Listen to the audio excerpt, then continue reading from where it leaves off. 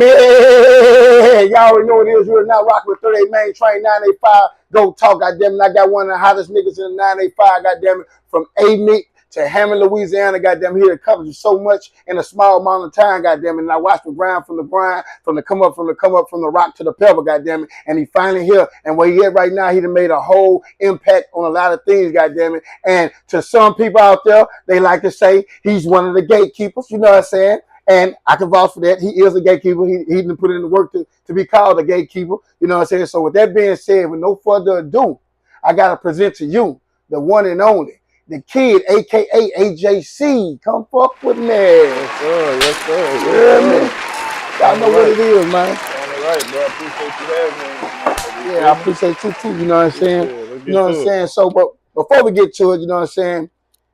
What you drinking on over there? You make it hard for a nigga, but look like I'm gonna have to go with the Patron. I'm gonna have to go with the Patron, You man. go with the Patron? Yeah, we're gonna do the Patron. Let's see. He got that big bitch. You Yeah. feel me? That big bitch. You get them shot cups right there, you heard me?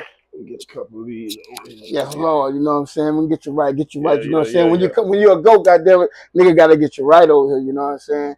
And that's what we're doing. We're gonna do that Patron, you know what I'm saying? And at the end of the show, we go to that random question bucket. This bitch be pressure. Everybody like it, you know what I'm saying? They go through it. You know what I'm saying? We keep it smelling good in here, you know what I'm saying? Amongst the stanky, icky, you know what I'm saying? You feel me? So I'm gonna dive off in it like this, you know what I'm saying? My first question it's a typical question, you know what I'm saying? It's tell us where you came up from, what school you attended, and what environment and how you were raised coming up. So naturally I was born in Hammond, Louisiana. You know what I'm saying? Mooney is, where I'm from, you know what I'm saying? But my mama from A-Meat, my daddy was from Hammond. So I was born in Hammond, but my mama was in the military, you feel me? So when I was young, I did a lot of moving around, man. A lot of people don't know. Like, I lived in fucking Germany, South Korea. Yeah, that type shit. Atlanta, Texas, North Carolina.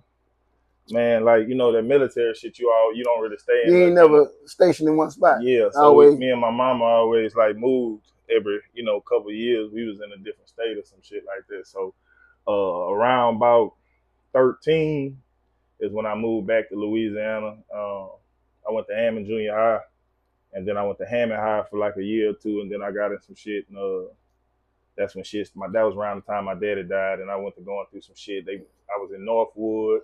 Rest in peace to your daddy, man. Yeah, I was in Northwood with all the bad motherfuckers, you know what I'm saying? Not to knock, I fuck with everybody, you know what I'm saying? That too. But that's where I was.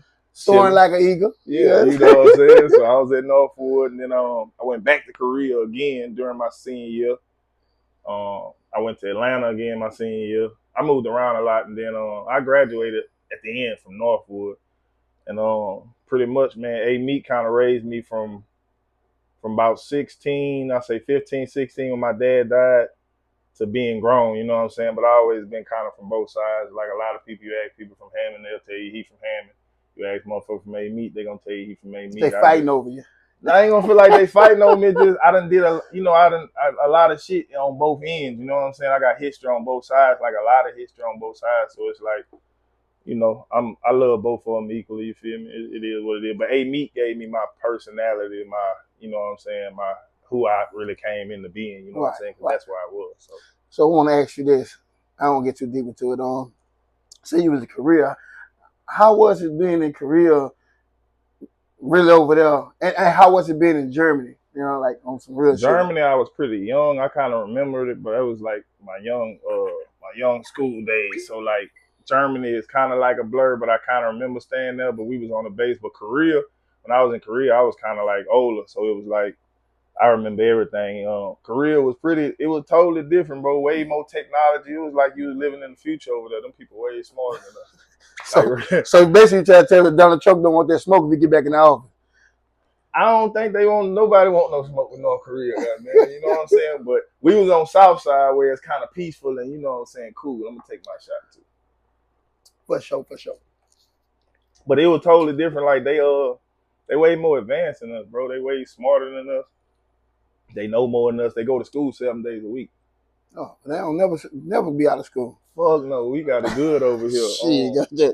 The 2 days we out of school, goddamn, they steady going like But Energizer Bunny. but the food was different. I ain't fucking none of that Korean shit like that. I was on base eating Popeyes and Burger King and Pizza Hut and shit like that. But it's a total different. It's just culture. Like everything is totally different. When you jump off somewhere, you used to white people and black people being the most people you seen, and you jump off somewhere and you barely see any white people, any niggas. And he ain't speaking your language. And he, you know, like did you get a girlfriend when you was older? I had somebody who could just not a Korean one. No, no. I was at that time too, and I was young. I got over there, and there was all these girls from different states, and you know, some of them from Arkansas and Texas and Hawaii. You know, Oh, it was a mixture of other because all these Army kids. You know what I'm saying? I got you now. On the base, it's a bunch of Army kids. You know what I'm saying? It's a bunch of people speak English. Yeah, they English, but me and my mama, we lived off the base. My mama pretty high ranking, so we didn't stay on the base. We stayed out with the Koreans, but I ain't really talked to them. I got lost in a cab one time, and I ain't know how the fuck I was gonna get home because I couldn't tell them. So I just, when I saw some shit I recognized, I jumped out and ran. But I ain't gonna lie, this shit different.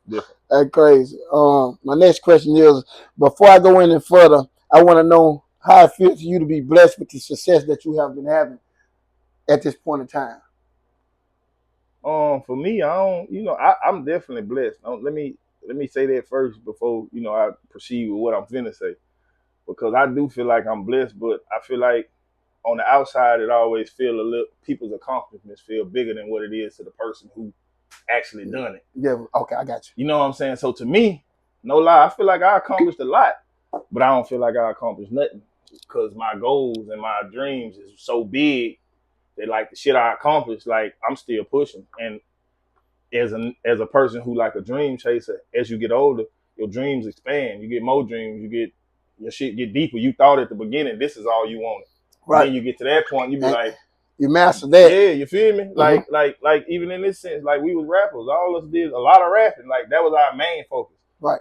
And when that shit was in, a lot of times motherfuckers were like, oh, my career over with rapping. But look how you got podcasts, you know, people is making their name who's important off podcasts and telling these stories, getting these people who can't access certain people. You want the people who access certain people and tell a different story. So at the end, it's like it just transforms into something bigger. So like I feel like the stuff I've done, it's a good accomplishment. But I mean, well, we like you say, we on the outside looking in, but on the outside looking in, it look like you're doing very well, and you know what I'm saying, you where you want to be. I ain't gonna say you where you want to be because you're not probably where you want to be, but you have been, like you said, accomplished the thing that you want to accomplish. So and now you got more goals, you know what I'm saying. But at the same time, everything that we see, we don't see no wrong in it. We just see that you progressing. You know what I'm saying? Right. You could be having a hard time. You could be going through a lot of shit that we don't know about. But from what we see, as you see, is doing good for itself. You know what I'm saying?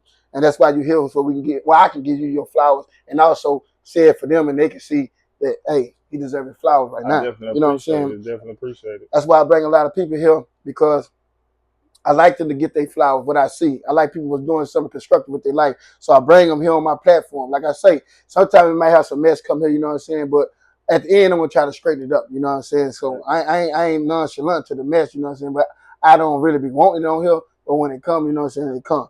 You know what I'm saying? But for the most, it's big dog shit. We big niggas up right here. How old was you when you first started rapping? And who was your first celebrity that inspired you to get involved in this music? Damn. I was probably about 12 or 13 when I started rapping. Probably about 6th grade, 7th grade, maybe 6th grade, somewhere around there. Some partners I had at school, they used to rap and shit, freestyle at lunchtime, you know what I'm saying? All the girls used to thought that shit was hot. So I was like, shit, I'm finna start, you know what I'm saying? Now, I was already a music head, like hard, you know what I'm saying? Right. My older sister, I had an older sister, but she was, you know, my sister was tough. So she had all the gangster CDs, you know what I'm saying? All the new music that was hot. Right. She had it. So, and my mama was always on the, you know, the grown folks music. So I had both sides. Yeah, I had both sides, you know what I'm saying? So I used to steal my sister's CDs, you know what I'm saying? And then go down there and listen to my mama shit. She had all the, you know, the I've been stroking. Yeah, all those shit. Yeah. So before I was even rapping, I was like in the music and never even thought like that it was gonna transform. I was gonna want to be a rapper. Nah, I would put in probably, I would say at that time,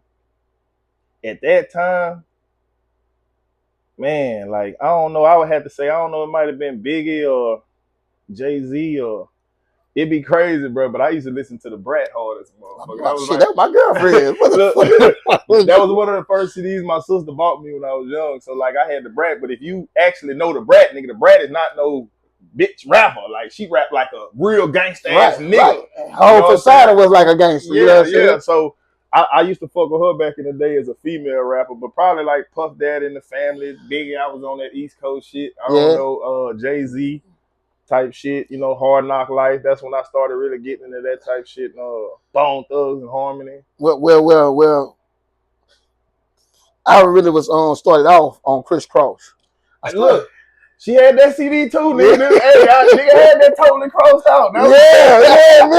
That's what I started off. I started on Criss Cross, and then Bone Thugs and Harmony.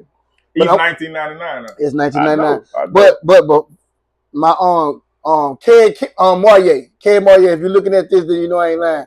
That's who introduced me to rap. He put me on 8 Ball and MJG. Yeah. And you know, at that time they only had like 2 songs on there, and then they got 2 instrumentals on the tape. Fucking right. You know what I'm saying? So you can rap off the bitch. But he was like, Space Age Pittsburgh. I be your obliged if you step outside. Yeah. Pick up my ride, it's a waiting. I hear all that shit, you know what I'm saying? That's where I started off from. That's where all my history started from right there.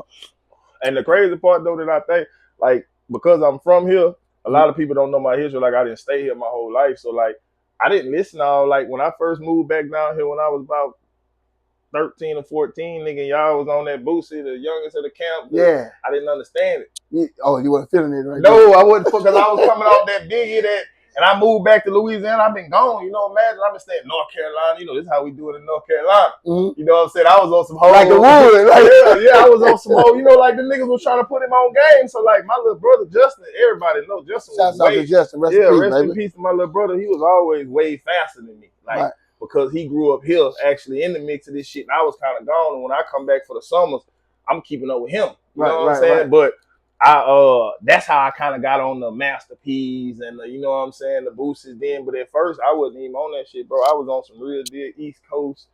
That's the lane he was in. Like, yeah, I like Master P and Cash Money, you know what I'm saying? Right. I love them, but I wasn't really on the Booster shit, you know what I'm saying, until later on in life when I started really like growing up in this shit and going through shit and understanding the shit that the niggas talking about and understanding why he talking about niggas.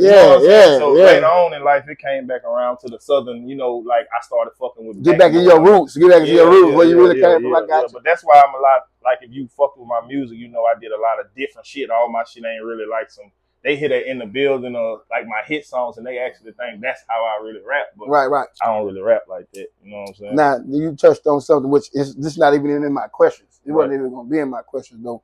But you're talking about your brother. His brother got killed.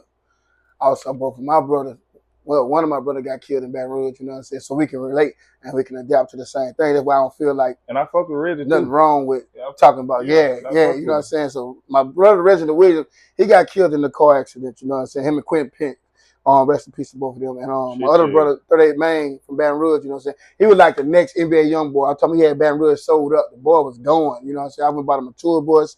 I then built him a studio from scratch and Fluke and everything. A tragic thing happened, you know what I'm saying? So niggas don't know what you go through. Like when you see brothers, like when I see brothers together, I'm not hating, but when I see brothers, it make me mad. It put me in a space to be like, damn, man. I sit back and you know, like even probably like, you know, like that's why me and Jesse and like J-Mo and them and all them Flight Squad niggas so tight, cause you know that was my brother friends like that, like close, you know, like Jesse and them is like my brothers, you know what I'm saying? So you know, it just be like I see them niggas sometimes, and I look at how like J-Mo and you know what I'm saying. Jesse my hit brother. Me, you know, like he hit me the other day, like bitch going out. J-Mo performed, and you know, like nigga don't even think that shit hit my mind, but I be like, damn, like you know how many times I performed and was you know had the hottest song out and nigga, and I always niggas don't know it be times when I done been you know on the way to the club, on the way to Miami, nigga to go get on a yacht. Like real deal up, nigga, bands, everything, and just be crying because it ain't the same because you know, like I can't share it with who I really wanna. So share with he can't benefit the wealth what you got. I'm gonna take a shot today. And bro, but a lot of times I done cry like nights and cry. Like I say, I see brothers, I get cry when people come tell me shit about my brother Reggie, how good he was in the play, how good of a nigga he was, and all that shit. You tell me some good shit, and that's cool. That's good shit. You know what I'm saying? But in reality, once you leave and mentioned him and brought him back up, I try to forget that nigga. Yeah. Like that's my brother. No, I don't want to hear nothing about it. I want to forget that nigga. Like he never exists. You know what I'm saying? And then you say some good shit, then it just be like it be hard. Bro. So I totally feel you, and it ain't you want to forget the nigga. It's just, I don't want to forget him like that. I just don't want nobody to ever bring it up no more. Yeah, like, because it's a hard topic. You know what I'm saying? Yeah, so, because I could be doing good and you bring it up, and then now I'm thinking about him all day. You know what I'm saying? When I wasn't thinking about him at all. Sure. You know what I'm saying? Other question is, do you remember your first rap verse, and could you still spit it today? Fuck no, I smoke way too much weed for that. Oh no, man, my name was probably back then. I think my fucking name was. Man, I don't even know, Tech 9 or something. Man, niggas was coming up with some stupid shit when I was 12 or 13. You know, niggas trying to do some gangster ass. Yeah. Nigga, man, I know I can't remember that shit. That nigga say Tech 9 or some old crazy shit. Yeah, like I had an old dumbass name at first. Like, hey, believe it or not, my brother Reggie put me on your first motherfucking CD. First, whatever shit you had recorded way back in the day. He had put me on that shit, bro. Yeah. And nigga, you was going hard in the motherfucking paint. Nah, you were going hard. I can't remember that old shit, but I know it's some fire ass shit. We just ain't have social media and shit when it was our era, like you know, and that ain't an excuse for nothing. Like but I'm just saying, like for being known bigger than what it was. Yeah. It was hard to be big or known then. You had to be a nigga that nigga knew. Like now you could just have some social media shit or do some dumb shit on the internet, nigga know you. But like back then it was hard, dog. You know what I'm saying? So. I heard you used to be a battle rapper at one point. Man, and stop it. Man, who told you that shit, and stop it. Anything will come through. Man, who told you that shit? Just the word from the street. Goddamn it. Actually, I'll ask you who told me that. Jesse told me that. He would know. Jesse told me that. Nah, for real. When I first came out, like I say, that Jesse never came. That came up Jesse. It might have been, but when I first came out, that's what I was rapping about, just being better than niggas. And just, I could fuck with metaphors. I was always smarter than niggas. Niggas don't know I'm like white boy smart. Like, I'm a nerd. Like, if you know me, you know. Right. I just look like this. Right. You know what I'm saying? And I got the street side of me, but like, nigga, I'm like very intellectually smart, like a bitch. So, you know what I'm saying? Like, I could dumb that shit down and who in the building and jumping, bouncing through I'm on them pills. But nigga, I will rap. Like, nigga, I will really like give you some bars and some heartfelt and give you some metaphors that nigga ain't gonna think of. But when you coming up from here, sometimes they can't catch it. They can't catch what you're saying. So it's like it don't make no sense. They put this shit because this gonna go over their head. I ain't gonna say it didn't make no sense. Some people gonna catch it. I'm gonna say it like this: at our time, like with us not having the social media side of it to grasp fans that was outside of our area, like we had to actually like, you know, go places and go to the club, fuck with the DJ. Like now you can rap any kind of way because you can put that shit, just post it and it'll go to that bitch go everywhere. That bitch will go to Alaska, and, bro. You know what I'm saying? But back then it wasn't like that. So if the only place you could reach with your budget was Hammond, Covington, Baton Rouge, Mayne, Franklin, that's all you could do. Nigga, you had to make what these people was on. So I was always just good at being able to really, because I ain't gonna lie, nigga, I come from that 05, $25 a jigger, like type shit, nigga. Like Talos, nigga. Yeah, like the real old school shit, nigga. Like, you know, we was really rolling, and I come from that era. So if you was in that era and you went to Talos, nigga, at 4, 5 in the morning, you saw me in that bitch on them jiggers. So when I'm really rapping, along with them. So yeah, when I'm rapping this shit, that was really me. I ain't pretending to be somebody on this bitch talking about pills and shit, cause it's cool. It was, nigga, that was what I was really on. If you went back to that time, nigga, I was popping them bitches. I'm in Talos every Saturday to 6 in the morning, rolling. And come out that big goddamn daytime. You know what the fuck you got going on. You know what I'm saying? When you first decided to start rapping, what did your parents say about it?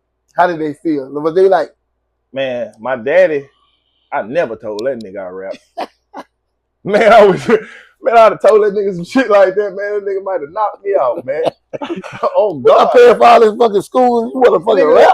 Nigga, my daddy was an NFL player. So in his mind, nigga, you going to the league. I'm training you to play sports and da da da. Man, I told my motherfucking dad I wanted to rap, man. That nigga would have probably threw every radio I had away. He wouldn't even let me listen to music with cussing in it like that. He wasn't on that shit. Right. And my mama, when she kind of found out I rap, she didn't really say nothing. She just just whatever. Do what You you know wanna what I'm do, saying? you know That's what I'm what saying? you want to do. You know, whatever. She was just He'll like, get all over it right, later. nigga, you ain't gonna go to college. You won't be a rapper. Okay, nigga. Like that type of time. You know what I'm saying? That's my mama. So my mama a military woman, so she know work. Work. You know what I'm saying? Get your money, work. I'm talking about not working, nigga. I just want to go to the studio. I don't Right. want to work. Nigga, I'm finna blow up rapping. And you couldn't tell me I wasn't finna blow up rapping. She wasn't trying to hear that shit. So I don't even think my parents that wasn't. So what she say today then? Shit, I forced her to have to believe in, you know what I'm saying, the fact that I could make something happen. You know what I'm saying? Mm-hmm. Because when it came down to certain shit, I wrote business plans out with my mama. You know what I'm saying? That's the type of person she is. She a businesswoman too. So like as we got older, we got way closer and like shit, I wrote business plans out with my mom So you about got the a studio. portfolio with your mama of what y'all wanna, Like what you nah, wanna just accomplish? like certain shit. I just told her I was gonna do the studio shit. Like when I was not before I did. Like when I already had my studio, but that was when I had the little regular studio. It wasn't like it is now with the big boards and Right. the expensive shit. You know what I'm Right. saying? I just had a regular something, and I saw a vision. I was like, man, we gotta. I can't like be regular, man. I gotta take this bitch to the next level. And I talked to her about that shit, and I was just telling her what I wanted to do, and she was like, "You need to write a business plan and like write it down so you can see it." Right. You know what I'm saying? Because you know how we just be like, "Man, I'm gonna do this, I'm Yeah, gonna do yeah, that, I'm yeah, gonna do yeah. this, I'm gonna do that." So she was pretty much like write out the business plan. And I wrote a whole business plan up, you know, and shit, that shit happened just the way it was wrote up. You know what I'm saying? So I'm a firm believer now in writing things down, goals, visions, and stuff like that because that shit happened just the way I wrote it up on God. Shouts out to Ray, goddamn it, from the movie Life. He said, "Go mouth, so if you believe it, it should happen." You know what I'm saying? Yeah. So if a man thinking, it should happen. You hear me? Next questions. So we seen you took your craft seriously and grew up and took it to the next level by going to school, to music school, and learning the business. How was that experience with you going to music school and stuff? That bitch was crucial. I ain't even gonna lie to you. Now, do I feel like everybody need to go to school? No. That was just my path, you know what I'm saying, at the Right. time. I ain't really had nobody like a mentor over top me who was like no engineer who already knew everything that could like show it to me. And I was down here recording niggas in the closet at my house. And I'm like I told you, I'm always like, man, at some point, that used to be my goal. Nigga, I just need a studio in my house and I can record in the closet. That was the goal. And when I reached that goal, it was like, fuck, man, I don't want to be a nigga recording in the the house, motherfucking closet all my life, nigga. I was like, man, and we used to record with Devin up in, in in beyond. Baton Rouge, yeah, Devin, So white like boy I Devin. used to record there when I was young. I used to be fucking with Devin. Like, I engineered then, but I didn't know what I was really doing. But I used to watch Devin. Like sit up under Devin, goddamn it. Shout out to Big Eye, because Big Eye used to have me in the Hello, studio. man. Then when you and me, you and Cal was in Cal T and Big Eye was down there in Devin. Probably, man, we didn't. It's been so many missions in that bitch, bro. That nigga raised me at that studio. You know, like I say, shout out to Big Eye, because that's one of the people who had me when I was a young nigga, like, and ain't really had no guidance and didn't know where I was going. And the nigga kind of picked me up and like kind of, Birdman and Wayne me, and like, gave me a studio to kind of hone my craft before I went to school. You know what I'm saying? But going to school made me understand why I was doing what I was doing. Before I was doing it, and I was just going off ear because I had an ear. So like I just do shit until it sounded good. I didn't know why I was doing it. I just moved shit around. Yeah, it might have sounded good. You know what I'm saying? The levels up and shit. I sit in this bitch for hours, my nigga, and just move shit. Right. And eventually you start learning, hey, if I move this, the vocal right sound here, better. I put this on 34. Yeah, that bitch gonna sound good right there. You know but I didn't know why I was doing it or what it meant of me moving it. But going to school made me understand why I could turn the button. So when we pull up all that shit on the board, now I can tell you what it is, what it means, what it, like they taught me the scientific part of music. It's a lot in music that ain't just like hearing it. It's some shit to it. But like I said, I don't think everybody need to go to school for it. I wouldn't feel like that. I just feel like it's how bad you want it and how deep into this shit you really trying to get. Because I ain't gonna lie to you, not one rapper ever asked me to see my school shit or like, let me see your shit you went to school. Well, when I knew you went to school, I was very proud and I was very shocked. I was like, man, this nigga really going to school for this shit. So that's me on the outside of that window looking in. You know what I'm saying? So when I heard that AJ, Red, and all whatever, Yeah, I went to school. I'm Yeah, like, damn. that nigga Red shot out there with me for a You know what I'm minute. saying? Niggas don't be doing all that shit. All that shit crazy. He did. Red came out there for about a month and stayed in Atlanta with me for about a month. And then he towed back out downhill. But I think he had his son on the way, like his first kid was on the way. So I think, that was part of, why he towed out. So it was all good, yeah. But I don't know, man. Nigga was trying to take that shit to another level. That's how I wound up. I just was like, the school's in Atlanta. So like my mind thought too was, all the fucking artists is out here. Go to Atlanta. Yeah. You know what I'm saying? So I was like, shit, fuck that. I'm finna just shoot to Atlanta. And I had already went to school there in high school, you know what I'm saying? So like I was like, man, I'm gonna go back to the A and go to school in the A and maybe I'll tap in with somebody. Right. And I did wind up tapping with, the crazy story, bro. One of the niggas I was cool with in Korea. Swear to God. He did music too in Korea. We used to be rapping and shit over there. Right. He did music and I called the nigga and I'm like, hey nigga, real, I'm moving to Atlanta, nigga. He was like, nigga, you serious? I'm like, yeah. He like, I'm moving to Atlanta. So he moved to Atlanta. We tapped in. Was he moving to Atlanta because you said you were moving to Atlanta? Okay. We was like, fuck it. We chasing this music shit. He like, nigga, I'm moving to Atlanta. So when he got out there, he tapped in with Wale producer Tone P. And he brought me in as the engineer. So I used to be in the studio with Wale and them while I was in Atlanta. You know what I'm saying? So like, nigga, I was like all the way at the peak. Like, nigga, I ain't never going home. So when you was in the studio with Wale and them, you were just doing engineer shit. You never let them know that you can rap? Nah, fuck no. You just like on some engineer shit? Yeah. Because like I always tell niggas like, bro, niggas don't want to know you can rap. They don't give a fuck you can rap. They don't give a fuck. What else can you do first? Right. Like if you can bring something else to the table first, then later on when we you might be get like, a shot at this rap. Yeah, like Kanye. Because make these fucking beats, motherfucker. Keep I can dropping rap. fucking beats. I can rap. Nah, nigga, fuck that. Make your beats. Dropping make your beats, nigga. Like, and nigga needed me to mix. Right. So they was, nigga, mix. Give a fuck about all that. Right. And I used to be having the beat sound and raw. I can see nigga right now. Oh, here he come with this rap shit. Nigga, mix, nigga. Yeah. Fucking mix. That's what I'm telling you. That's how it is. So it was like that. But I was in here with Wale. Like, I'm in. Like, my, Tone was up. You know what I'm saying? And I was right there, right here, man, with Tone, dropping there. We was in the studio with DJ Toomp.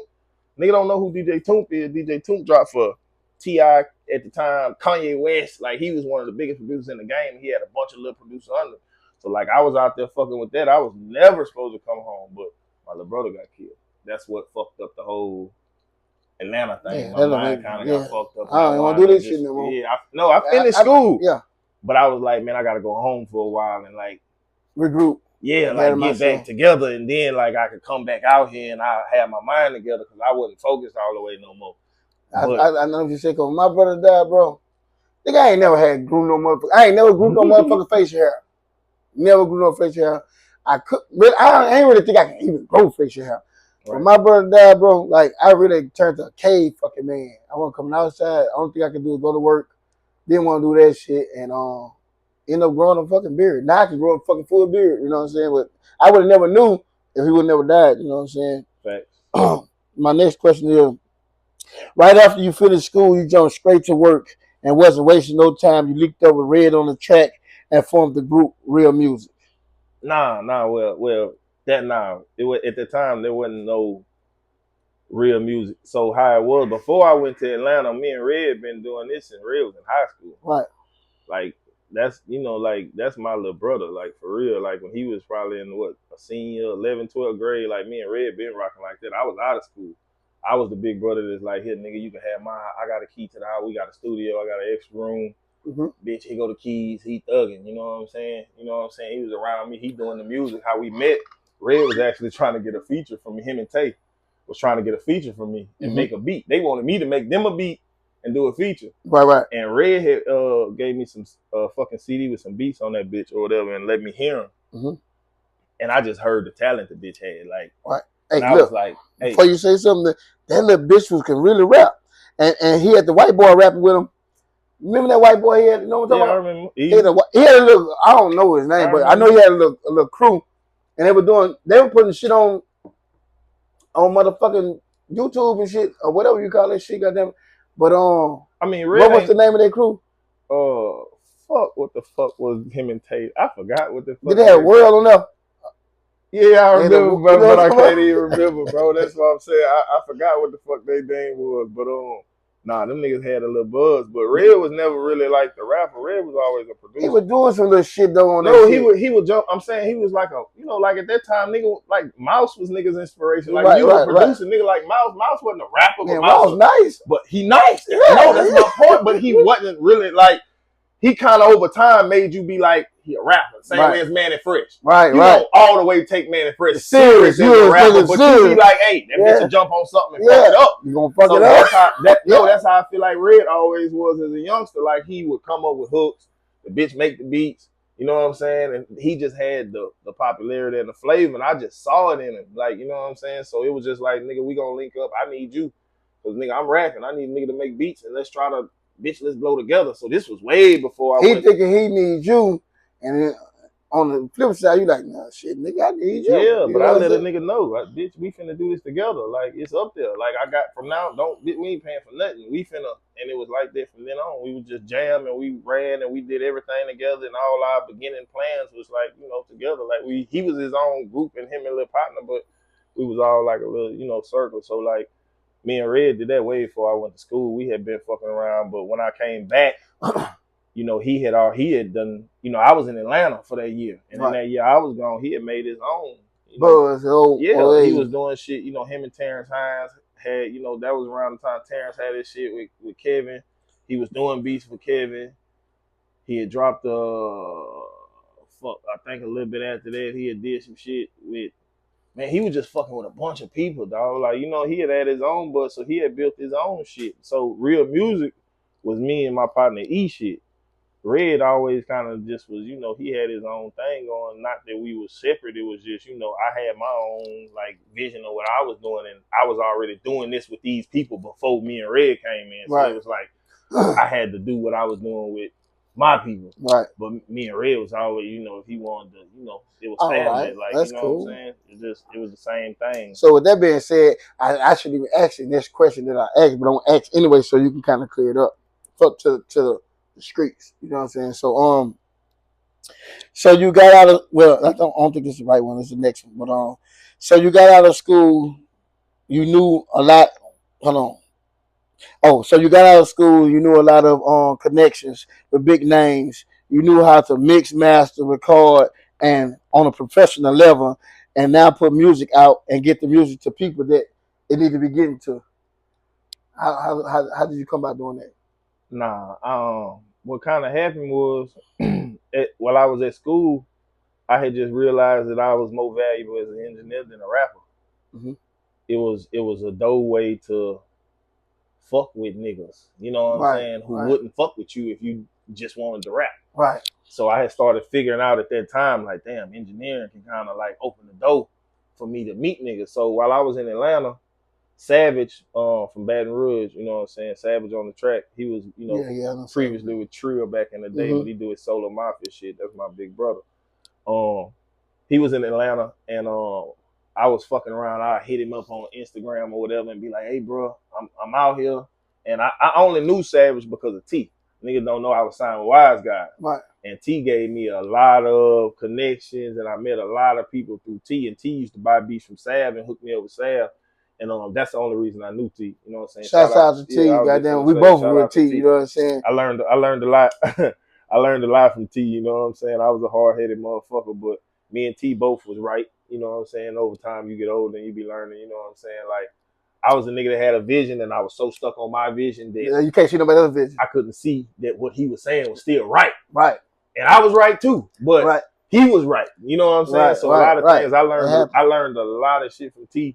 You know, being around him and watching him do the shit he did with Cal, and you know what I'm saying. I was a youngster under them niggas, like just watching everything. So that I learned a lot from that time. It was a big eye opener. Yeah, I learned a lot from that time. So like I was saying with the engineering, Savage was I was reaching out to Savage and just being like, hey nigga, you out here in Atlanta now. I'm out here doing school. We from the same, you know, you remember me from T. Man, let me mix some shit for you. I don't want no money. I gotta show you my work. You just fuck with me. Right. I was already fucking with Down Bad through Jay Dirty. Right. Rest in peace, my dog Jay Dirty. You know what I'm saying?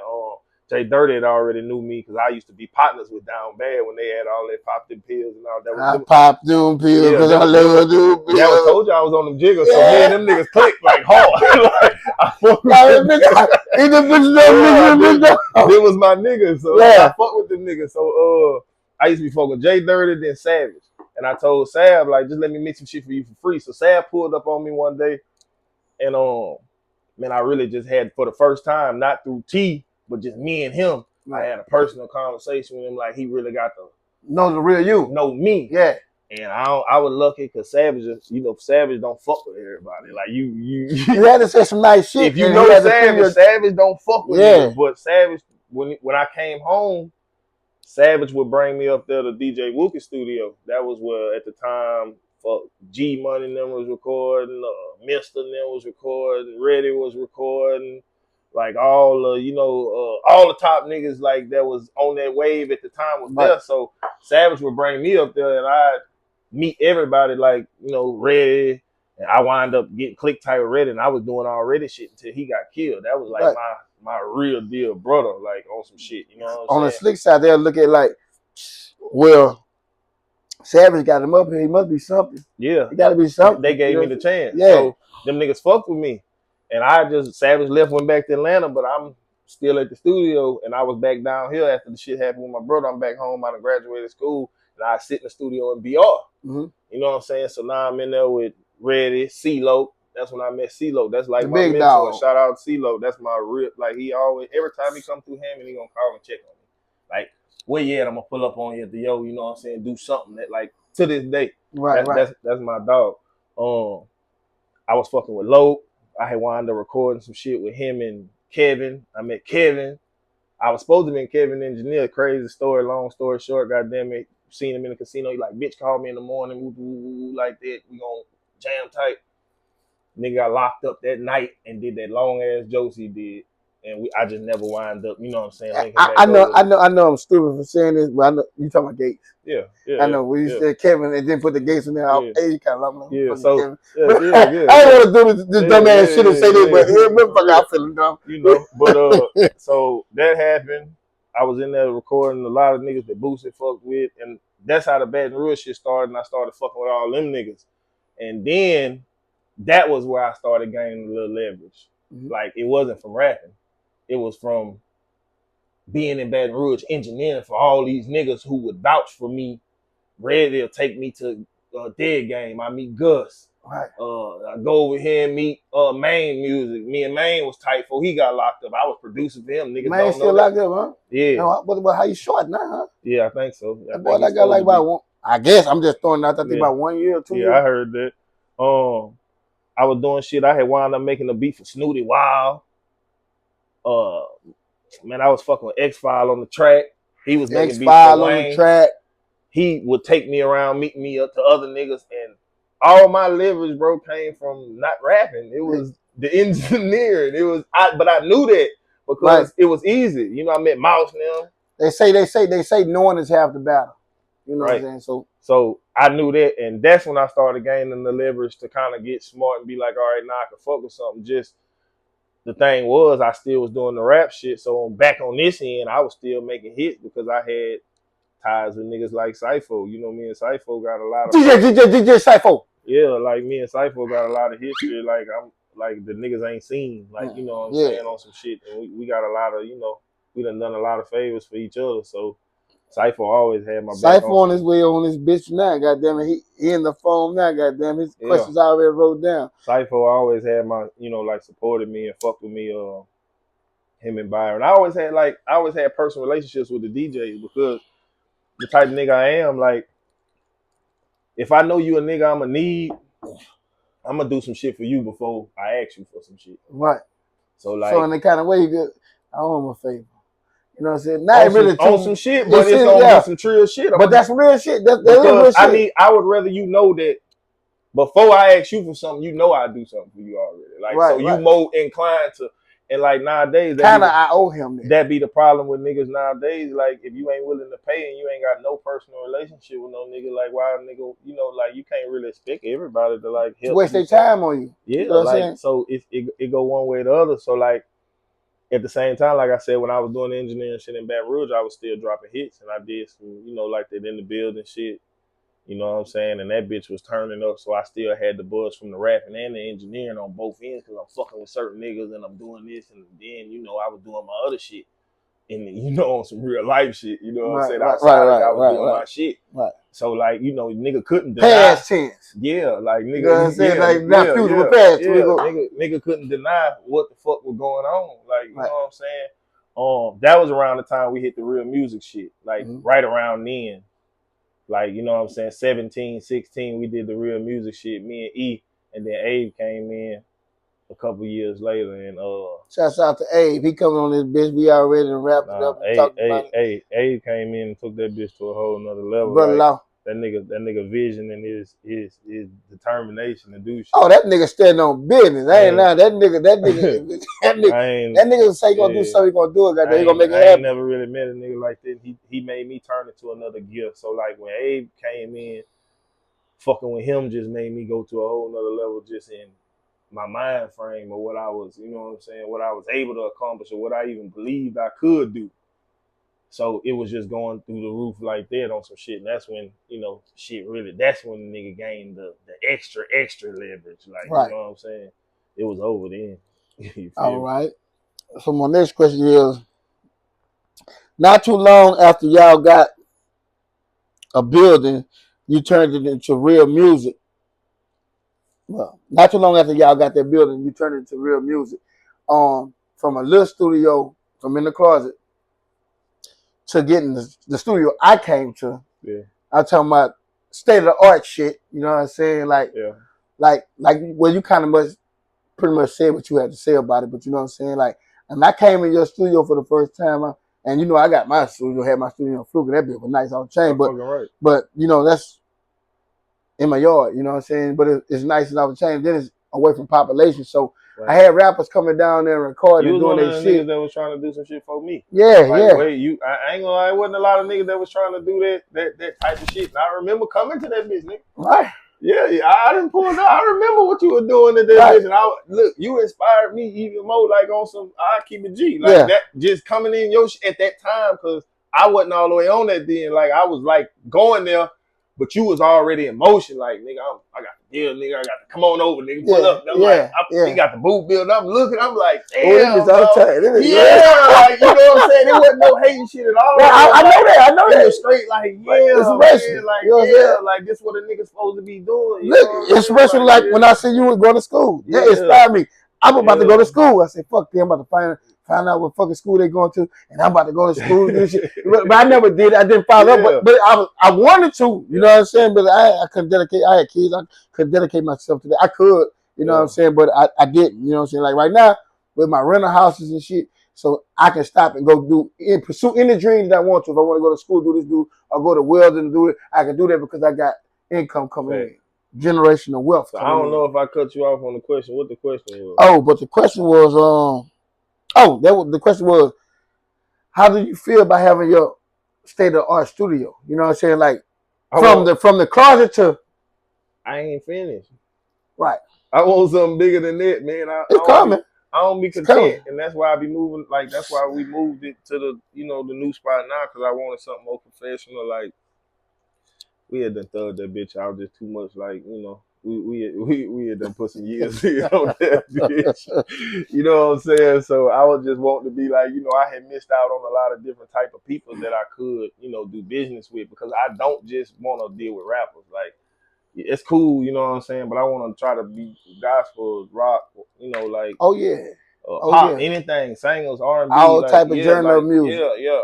I got you. So I had wanted to move it, but I'm happy. Like I'm blessed. Like man, it be times where like I walk in that bitch and still be like, damn nigga, like you really got all this shit, like, and it's some expensive shit, like, and I be like, damn nigga, like but I was putting my all into that shit. Like I don't, whether it was working, trapping, or rapping, that was what I was on. Like I was spending everything, like, and I don't think everybody understand that. So like I'm gonna be honest, like I feel crazy when niggas say the gatekeeper shit. I don't like that shit at all. You don't like that? No, because a gatekeeper is a nigga who stand at a gate and wait on you to come through and say yes or no. I don't do none of that. So I feel like nigga feel like I'm a gatekeeper because I got the shit I got. And that's the material shit. That's on that window looking in. But my point is, any nigga can get the shit I got. Right. Like, I had some of the shit, but not. So yeah, so it's like the shit that I did to get to where I'm going. It wasn't even like nobody was a gatekeeper for me, nigga. Like I saw my vision, I saw my path, and I did it.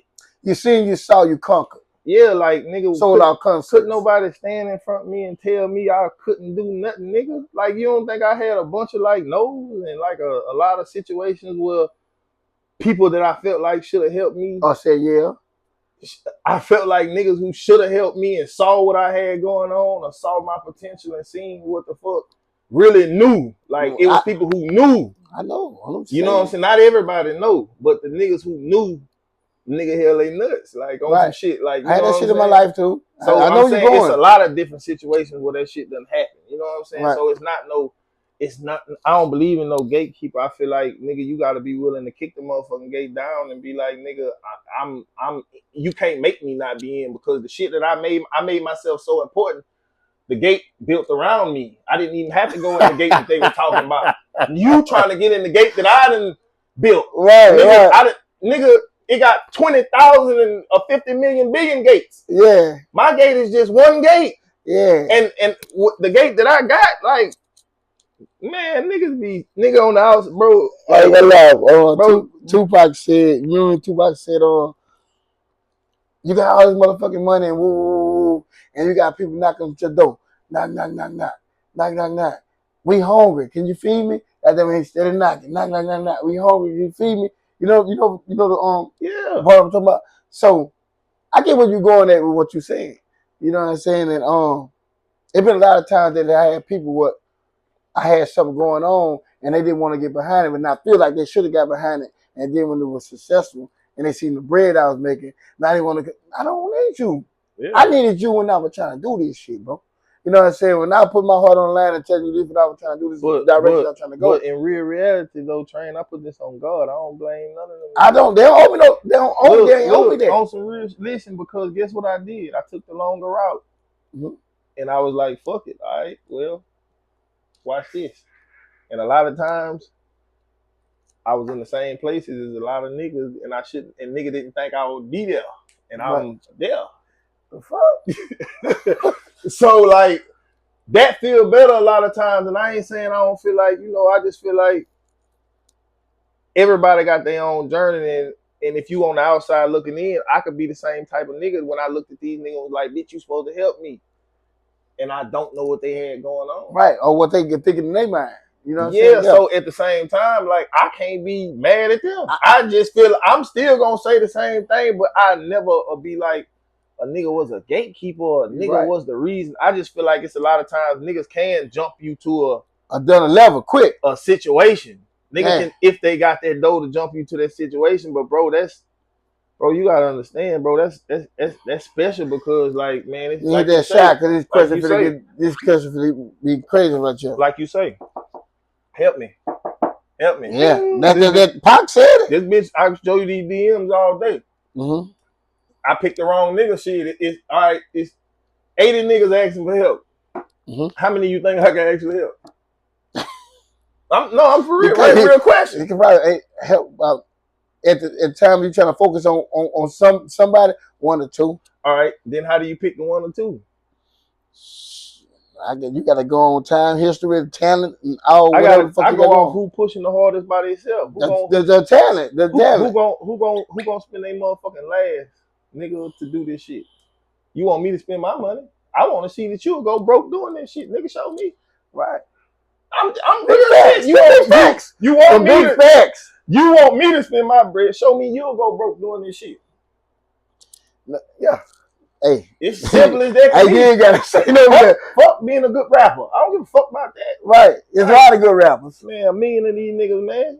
How many of you niggas gonna take the money you got and actually put it behind that shit and be like, nigga, shit, go boy, you better ask my baby mama, nigga, what time, nigga, I ain't pay the motherfucking rent, nigga. Get her money on the motherfucking bills way back. Now this ain't no recent shit. Yeah. We talking past tense. Nigga, when I had to buy them CDs and put my mixtape out. Yeah, I give my shit to the world. And she looking at me like, then you put that before us? The fuck? I'm nah, I was tore up then. That's before I had my son. Still, I was still tore in a up. little jigger. I was tore up for the shit. You feel me? Now looking back, but Yeah. nigga, I was that serious that I was willing to sacrifice everything. Friendships, relationships, family, nigga, you don't believe in me, fuck you. Like, it was like that. I've been So like that. if you don't feel like that and you don't feel like how I felt, like when I was you wasn't human if you don't. but how do you expect me to jump behind you? If you ain't feel like I feel, though, I don't look at you like you'll give your last to this shit. You got the passion I have for this shit. That's how you got to judge. A lot of any nigga go get in the booth and rap. Right. You get All day long, as long as you get in the studio and he doing it for free. Man, bitch, I ain't never gonna leave out of here. I got you. I had the studio. I got niggas gonna stay nights in my studio, bro. I got niggas right now. What was in my studio coming up all the time. I used to sometimes record for free. Yeah. And I can put some shit on Facebook, goddamn it. But they know fire. They don't even share that motherfucker. They ain't like, I expect you to put a comment under this bitch. And then when you do share my shit, you just share it. You ain't got no fire over that bitch. No, man, my nigga the truth or none of this shit. You just shared it where I can see that you shared it. But nigga, you know what I done done for you. Man, you can't put, man, my nigga 10 toes down this, or whatever the fuck you gonna put. You know what I'm saying? I watch all that shit. You know what I'm saying? And a lot of niggas was when me doing this show, they know I got clout. They know I got, you know what I'm saying? Niggas fuck with me, you know what I'm saying? So, you know what I'm saying? Niggas still, certain niggas I know probably be sharing my shit. Don't share my shit. Right. But I still invite you to this shit. You know what I'm saying? And then it been some niggas that I done put on this bitch, won't even share that bitch until I tell them to share that bitch. But I done put you on this bitch. You know what I'm saying? And got your problem. I do numbers. You know what I'm saying? I do numbers. You know what I'm saying? I did shy at 15,000 views. You know what I'm saying? I ain't seeing under 3,000. Anytime I drop this shit and these facts, that bitch gonna go 3,000. If it's 3,000 and more, you know what I'm saying? 600 or 700. So I do numbers on. That's just on Facebook. I'm about to fuck the gram. Fuck the gram up, and I'm about to fuck YouTube. Put a little minute then in that Patron, bro. We gonna put a more than in that big goddamn. But look, my next question. This is a question right here. I know you and Red on the track have been friends for a long time and still friends today. However, what happened with the goal y'all set out to do together in this music industry? While two brilliant black young masterminds had the same plan and goal, didn't stick to the script. What happened? Why did Red back out and start his own label? Well, that's why you said I need to take a shot for that. But you said that's the question. That's the question right there. That's the question. You know what I'm saying? Nah, it ain't even nothing like that. Like, I ain't gonna say he bagged out, because it wasn't no bagging out. Like, it wasn't no situation like that. Bro, sometimes shit get too big for one spot. Mm-hmm. Like, bro, niggas didn't understand what we had going on. Like, at that time, like, it was a lot going on. Like, the studio was off the chain. We had 50 million rappers in one spot. It wasn't no million studios before me, nigga. Like, niggas know that. Like, before me, it wasn't no million studios in him. It wasn't no million places you could motherfucking go. At the time, nigga, for the first about 6-7 years, nigga, it was one spot to go to. Nigga knew where to go to. And we had everybody under one motherfucking roof. Nigga, my vision was never to be the one nigga who had, like, I'm the engineer to fuck with. Fuck no, nigga, I call Hit and bitch, hey. Yeah, Hit was in that bitch. You gotta be here. Ain't no way in hell I can do this without you. Mm-hmm. Like, you know what I'm saying? Mm-hmm. Nigga, Hit helped me build that bitch. If anybody, boy, Hit was a pivotal part of, but the type of nigga I am, I understand you need everybody together. Right. But you gotta understand it's just like a... But y'all gotta be on one accord, though. But listen, it's just like a motherfucking NBA basketball team, nigga. Mm-hmm. You can't have 5 max contract niggas on the same team for long. Keep it real, Trayne. Right. Keep it real, Trayne. Somebody want to eat more. Nigga, everybody want to eat. Yeah. And it's not even on some greedy shit. Mm-hmm. It's I deserve it. Nigga, we done this shit for... All of us have been in this game together, like, for forever, bro. Like, Hit, nigga, like, you know what I'm saying? Red, me, Cypher and them, like, man, there's so many motherfucking niggas, man. I'm talking about these rappers. Like, if I start, I don't even want to start naming niggas because if I leave somebody out, we've been on this Patron, they gonna feel played.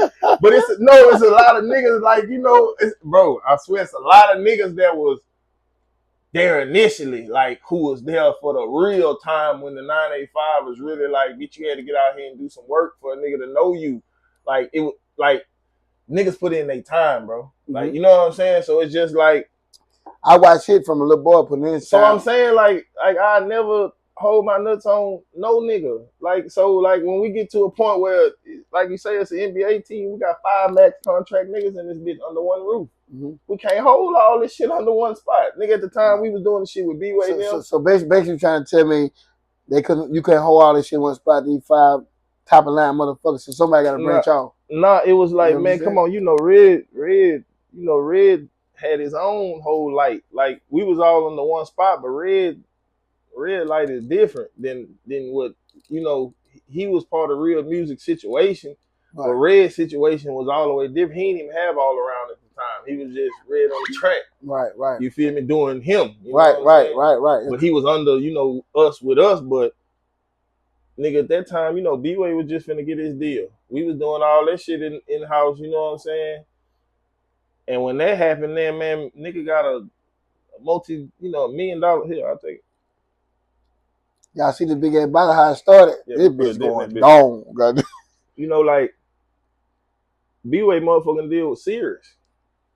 That wasn't no little deal we had, you know, conjured up. You know, Red got, you know, the situation and what they did, and I don't know, but I'm just inquiring on what the people. No, I'm you know telling you. Yeah, that's what I'm saying. I'm learning here now. I'm telling you, like, on top of us having the studio jumping in, the 985 at that time was off the chain. That was Torn them, you know, it was. Hey, when that nigga Torn come out, that was around the time that all them was, you know, in that bitch, and there was a lot going on. So, like, right. I'm saying, at one time. So basically, like, trying to say me he was uncomfortable. Who? You saying they got a lot of people going on? Fuck no. What I'm trying to say is, nigga, I got a business. I'm AJ. Okay. AJ got his own circle of business. Right. Hitman got his own circle of motherfucking business. Okay. Red got his own circle of motherfucking business. You know what I'm saying? Right. Whoever else was there still had their own circle of business. At some point, it's no way this one building can hold all these circles of business. Everybody. Right. I got you. And you know what I'm saying? With what so with that being said, I understand it. So if y'all a team, y'all all team players, right? Yeah. Y'all all making fucking major bread on however you making bread. All right. Why didn't y'all just go for a bigger building with a studio here, studio, and some shit like that type shit? Because y'all still paying. You still got to cover the motherfucking cost of your studio now. Because everybody ain't on the same page. No, just everybody don't have the same vision, and nothing wrong with that. That mean the same, not on the same page. You ain't gotta not be on the same page. We can all be on the same page. We doing the same shit. Right. You be on the same page. It's just, nigga, this is how I vision I want to do it. Mm-hmm. And that wasn't me and Red getting into it and saying, hey, bitch, you go get your own studio. Nah, that was agreed. Hey, look, boy, we got a lot going on. This shit gonna be serious. Like I said, when B-Way got his deal, man, that man got a serious deal. We just knew that shit was gonna be. I knew for sure. AJ knew. Right. Like, that was gonna be just a lot for me to still be trying to run the business and cater to what they had going on. You know what I'm saying? So at the end of the day, like, you definitely gonna need your own spot because this finna get serious with what y'all got going over here. This ain't no little boy deal. Right. This is some serious shit. That was a serious major league deal. So at the end of the day, like, when you get a major league deal, you be in the studio all motherfucking day and doing what you doing. But my focus was catering on the 985. I'm just being honest with you. Like, you know what I'm saying? I was happy with what was going on, but my focus was catering on the people that was already there, making me the bread that I had going on before that. So, like, you know, that situation was great. I was cool. That time we had with that situation was at that time, just in life, period, with Torn them and the B-Way shit and all the other people I had going on in the mix with it. Like, that was a special time in the 985, and I don't think everybody really realized. Got a chance to witness it. Like, everybody don't really realize what was going on, but at that time, like, we was like on the verge of like really like cracking into something like Right. on some shit, and you never hold your nuts on that. Right. Like, you know what I'm saying? If you Like I say, I don't know. If you my partner, and me and you got a podcast together, you feel me?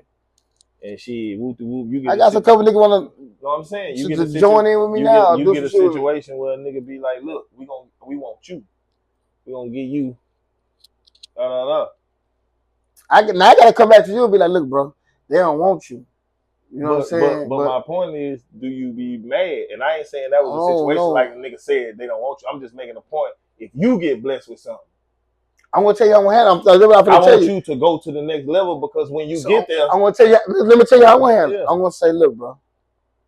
They say they don't want you, they don't want him. They want me. You know what I'm saying? It's a big deal. We can't let this shit go. I can't form this shit. So I'm gonna fuck with this shit, goddamn. I'm gonna take what they got, what they giving me. I'm gonna use that to my best of my advantage, and then we'll come back and we gonna build our own shit. What we started on from the beginning. And that's how we gonna rock with this shit. But y'all, but some niggas might don't even, you know what I'm saying? Be like, man. Nah, but see, this would be crazy though. Like niggas be seeing like the situation, and nigga look at me and Red and be like, man, we normal ass niggas. I don't give a fuck, my nigga. Like you done got a brother, you ain't never got into it with your brother. Right. That situation don't gotta be the situation that we done had a situation on. But my point is, like, nigga, that's my brother. That's why my question said, I know y'all friends. Y'all still friends here today. I just seen you Red just post your Facebook. Y'all having a party and shit. Red my cousin. Yeah. You know what I'm saying? In real life. You know what I'm saying? That's my real cousin. You know what I'm saying? Goddamn fluke, goddamn, you know what I'm saying? Real deal. But I just said, before I said what I had to say that y'all are still friends. Y'all still. But this just what the streets was requiring. For sure, but nobody, I know you know. But nobody's scared. Then we know we talk about that shit, bro. That's my little brother, dog. We talk about everything the streets say. Right. We get on the phone and say, hey, bitch, you know they say da da da da da da, bitch, and we laugh and be like, what da da da da. Whatever, man, we regular ass people. Nigga look at whatever we done accomplished and all the people we know and the shit a nigga got and material shit and be like, oh man, these niggas, they had to fall out and go this way. That don't mean none of that shit, man. Niggas I got family members, nigga, that I don't sometimes see the same situation with. Or something happened where we gotta go this way. The problem is motherfucker looking on the outside trying to figure out and getting in your business. Right. Like, you feel me? Like, nigga, that ain't, if you in the mix, you in the mix and you know what the fuck going on. And if you ain't in the mix, you ain't in the mix, so you don't know what the fuck going on. But at the end of the day, like, nigga feel like we was like hard down, like it was some beef shit. Nah, man, nah. Me and Fool, I have our problem just like anybody else have our problem, my nigga. Shit, I get on that bitch and argue with A. Me and A might see something different one day and da. We be on the phone and before we get off the phone, all right, bitch, I'm gonna fuck with you in a minute. It's the same love, my nigga. That's my brother. Right. I've argued with Justin. Right. I argue with my brother. Before my brother died, bro, we had an argument before So listen to this. Me and Red could be fucking with each other 15, 20 years, and the first time we have an argument or we be in a different situation, the nigga feel like them bitches gotta be beefing. It's up. It's never that. It ain't gonna never be that. Like, it ain't, and we can have, I ain't gonna never say that we ain't never had no differences, but who don't have differences in any situation? But that studio situation and them niggas, that was never like that wasn't the fallout or that wasn't the situation that niggas trying to make it like when Red got the studio at that time, they had to be into it. We wasn't. We sat down and was like, hey, all right, bitch, I seen the deal. I know which it's up. Like, I know what we just did. Niggas like accomplished it. Yeah, like shocked the world, but they don't know. I was engineering. Like, Hitman would record and I mix the shit, like, you know, with B-Way shit. But that was Red's situation. Like, that wasn't my situation. Right, I got you. I was part of Red's situation, but that wasn't my situation. And when that situation got too big for my studio, it's more than right. So you have to get your own shit. We summing it up right here. You know what I'm saying? On Go Talk, you know what I'm saying? So all that speculating, goddamn it, that that, you know what I'm saying? I just asked you a question. I just learned what it was, just as well as y'all learned what it was. You been in that building? In the red building? No, the first building I had. Yes, Lord. Is that big? You think that's big enough for 2-3 sessions, 2-3 different artists to be in that bitch? Nah. It wasn't, was it? No, it wasn't. But that bitch was off the chain. Nah, for sure, but you gotta know what level you on. Right. When you on I wish it would have been a studio where we could have, like you said, right. I feel like since I said that now that y'all can come together and make that happen. You know what I'm saying? Like that like listen. Shouts out to Red. That cousin gonna call you gonna come here. Hopefully you come here, goddamn, if you ain't too big for me, you know what I'm saying? I'm still your blood, goddamn, cut me, you gonna bleed. But I feel like y'all should I feel like y'all should get a big ass fucking studio with a motherfucking section over here with kids, a section over for Hitman. Y'all all put bread into that bitch. But look, you right? Right. But watch this. That bitch gonna cost whatever. You know what that's gonna cost. I really feel like a big building gonna cost $1,500, $30, $4,500 a month. All right, cool. Now when we go to charge them what we gotta charge, because we didn't put this equipment in there and about this building, niggas gonna call us the gatekeepers. Because we ain't let a nigga come doing it for free. But listen. Now let me show you the vision to what I'm saying right now. If they was to do that, which I'm gonna have a studio back right here in my yard, but they ain't my studio ain't have really even compared to their shit. So anyway, them doing a big ass studio like that, that means any nigga in tangible whole motherfucking parish, put you on game now, any nigga in tangible whole parish, a Hitman over here in this bitch, AJC over here in this bitch, a Red in this bitch, and a touchdown in this bitch, you know what I'm saying, a woo woo, goddamn it, you know everybody gonna come there from everywhere. Nah, for sure.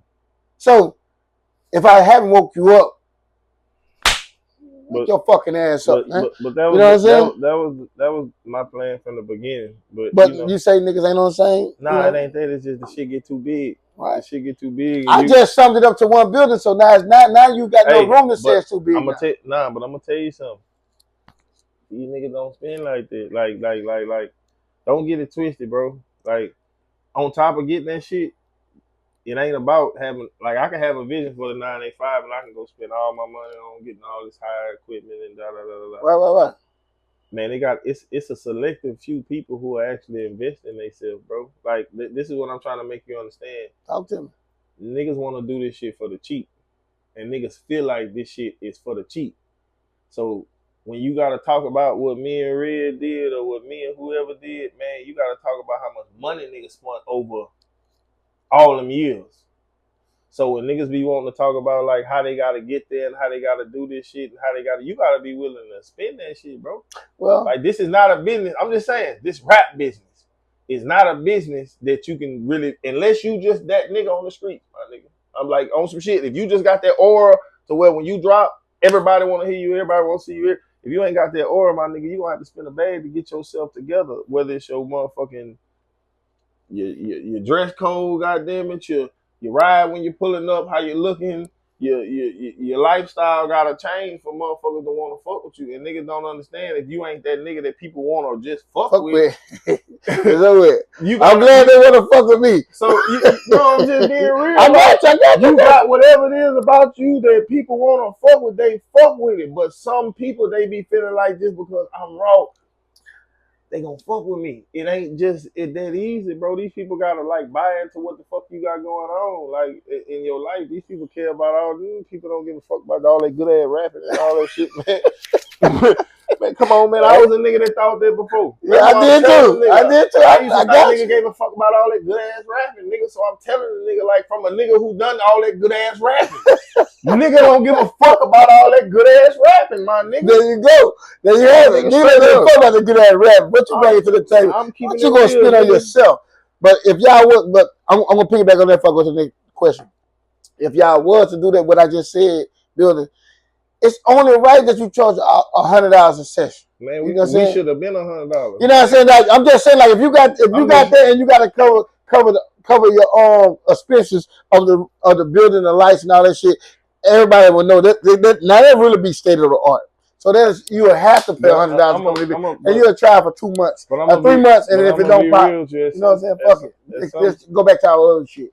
Nah, it just be like, you know what I'm saying? Nigga be wanting to do that shit, but sometimes nigga get tired of all that shit, bro. Like, niggas is regular niggas, bro. Right. Like I'm just saying, outside of rapping and material shit and like all that, niggas is regular. A human. I get you. I get you. Like all that extra shit, like You see how like I was just in the background and I don't talk and I never talk and I never say nothing and nobody never see me and then I get called a gatekeeper and I gotta pop out and accident. But when do nigga even see me? They think you're too busy gatekeeping. No, but on some real shit though. But no, look, you being real, but in your mind, I'm too busy gatekeeping. Right. Nigga, I'm too busy worried about you can't come in. Listen, no, you come in. I'm worried about my 9-year-old little boy I got, bro. Right. I'm worried about trying to figure out how I'm gonna leave something to this nigga if something happened to me or I'm gonna not be here. I'm trying to figure out how I'm gonna better myself and move to the next level of what I'm trying to do. Nigga, I don't spend my motherfucking days thinking about rap, nigga. Like, these niggas think that... I understand. I know real. Red is my real brother. I get on the phone with this nigga every day. We don't talk about rap ever. Like, we never talk about rap, bro. We talk about, hey, you want to play basketball today? Hey, let's watch football or watch the game. Get some eat, man. Like, man, nigga ain't thinking about no motherfucking rap and fame and like Instagram and likes and nigga seeing us. Like, man, nigga don't even be on that shit. So like, when a nigga be saying shit like that, it'd be weird to us because. But that's the world for you. Like, it'd be weird to us because we don't care about rapping. Like, I ain't saying we don't love music, but it's like that's not a hey, old boy look like he gonna get in. Let's go get his ass. Don't let him in. Yeah. No, but that's what that gatekeeping shit sound like. You selectively picking a nigga and saying, do not let him in. Bro, that's getting hot. Bro, that's ridiculous. That's retarded because they get hot. Let's get him in. But like, I don't know what nigga be wanting you to like. Niggas say play their music around famous. Real nigga shit. If I was a gatekeeper and a nigga is getting hot, see, I'm watching you while you fucking just lukewarm. You know what I'm saying? Yeah. You getting hot, goddammit. Bitch, you bring them numbers on shit on YouTube. Then they're going to grab you and capitalize off your ass and show you what a gatekeeper is. You know what I'm saying? So that's what I'm going to do that. But if you're not doing shit and getting no motherfucking numbers, jumping in before already established, before I decide to put my gatekeeping in on your ass, you know what I'm saying? So, but they don't understand it. So, but to each his own. We're going to go to this next question, man. You know what I'm saying? Yeah, I'm right there with you. But, how does it feel to make a club banger and see everybody go nuts in the club on your shit, goddamn? Oh, that shit retarded. That shit feel good than a motherfucker. Like, I ain't gonna lie to you. I miss that jumping on. I do. I ain't gonna never start. Look, when TJ still be doing this shit, TJ be getting inspired a little bit. Y'all be like that little bitch still. You heard me? Like, because I've been there with the brother since, you know what I'm saying. So I be still seeing them, and even if we don't, talk, I just be like, hey, that little bitch still dropping them bitches, and like I just know how I remember how it feel jumping on that bitch in the whole club rapping, and they stop the music, and you can stop rapping in the whole club. Yeah. Oh, they know this bitch. Yeah, like, hey, that be that feeling like, goddamn it, I'm talking about like you Superman up there. Yeah. You control fuck Clark Kent. You control the club up there, goddamn it. I'm talking about, that was where everybody was trying to be at. So if I can get everybody who in here on their level and feeling good, like the shit I'm saying, making them turn up more. Yeah. Nah, I missed it. I ain't gonna never say I don't miss it. You know what I'm saying? All right. I do. My next question is, how does it feel to know the whole community of Mayne, Louisiana embrace you? I love Mayne, man. That's why I really got my swag from, like my confidence at the time when I first started rapping, you feel me? Because that was when I started with the Buck Boys.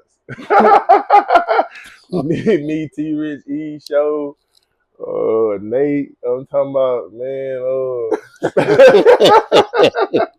I was a young nigga, but like, you feel me? Like, we go to the little fire hall and I used to rap the fire hall. Yeah, the hood was fucking with us. Like, you know what I'm saying? We was rapping on sound recorder and bullshit. Like, man, we had no quality, bro. Our shit was trash, dog. But like, man, niggas was fucking with us. So like when I came to A-Meet and moved to A-Meet, I ain't gonna lie, like I became like a real A-Meet motherfucker. Like they really embraced me like I was a real deal. You feel me? When I be going to home, you know, when homecoming time come, goddamn it, you know, they be like, you ain't gonna pull up, but I be like, man, I ain't never went to A Meet high in my life. I ain't never went to A Meet. Right. I went to Northwood. That ain't A Meet. They wouldn't let me. You bypassed 8 minutes. I went to Hammond.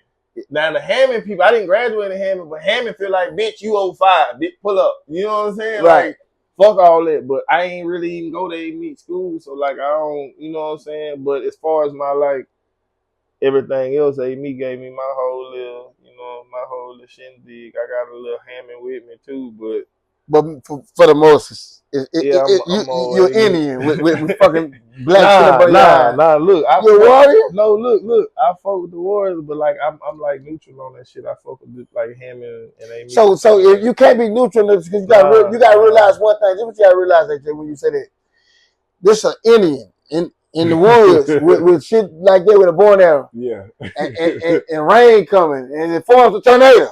It gonna swoop through that bitch and swoop that Indian up and spit his ass out because every so so, but look, I just bullshit. Look, I'm the Indian that survived the tornado. That's what I'm trying to make you understand. Okay. Like, yeah, like that. I'm a special like type of.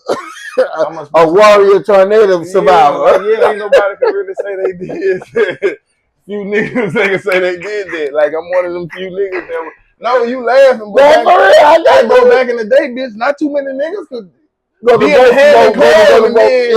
bitch, pull up at A Meet or go to, you know what I'm saying? Go to that and boy, what many niggas that could do that? Like, shouts out to Young Mouth, was it Larry? What's his brother's name? Got there?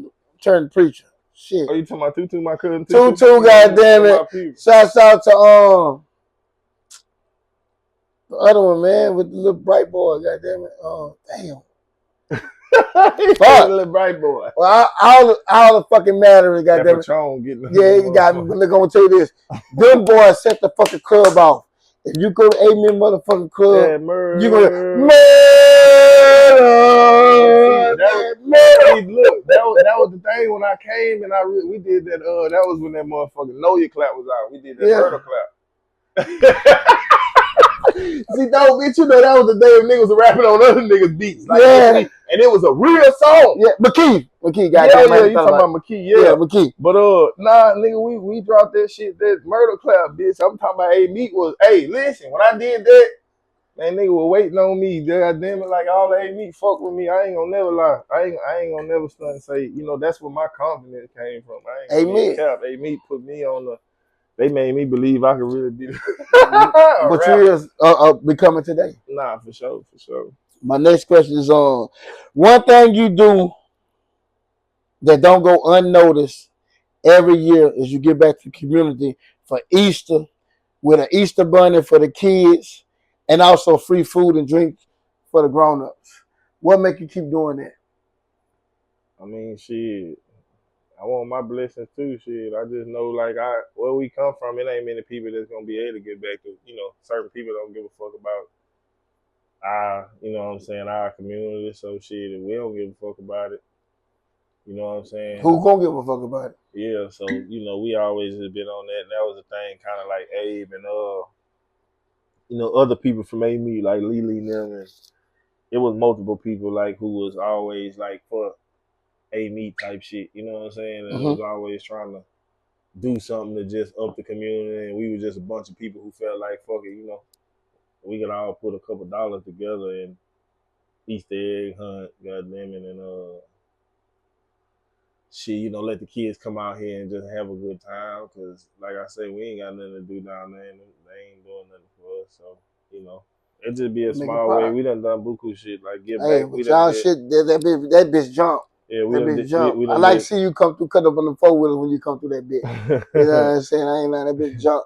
If you ain't never been to a AJ motherfucking Easter egg hunt, goddamn on Easter. It's real music. And look, and Lily be holding it down too. So like, make sure you know Lily be making sure she do something for a team, us and her little crew. Goddamn it. So, shouts out to them. I don't know. I'm just learning that today, so I always thought it was all about him doing that. Nah, it be a lot of us, and everybody don't be knowing, but it don't really be about the face. Really, yeah, like I ain't never really been about that type of shit. But all right, so that's cleared up right now. So before that, I just thought You were doing it. So It now was it's a lot cleared of up. us. It's a lot of us. You know what I'm We was saying? all Shouts fucked out to a real nigga because he could just let me just go and carry on with what the fuck I said and let it be like that. You know what I'm saying? So anyway, goddamn it, if you haven't been down there for Easter and Amen, goddamn it, you need to come to that motherfucker. That bitch be out the motherfucking chain. You heard me?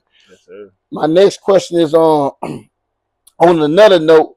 I seen you crossed over to dogs, into the dog world, and you got Frenchies and you're doing very well with them, goddamn it. What made you jump into that? Well, for a minute, I ain't gonna lie. My first dog, I bought it because I was trying to impress a little bit. Okay, talk to me. Oh, snoochie.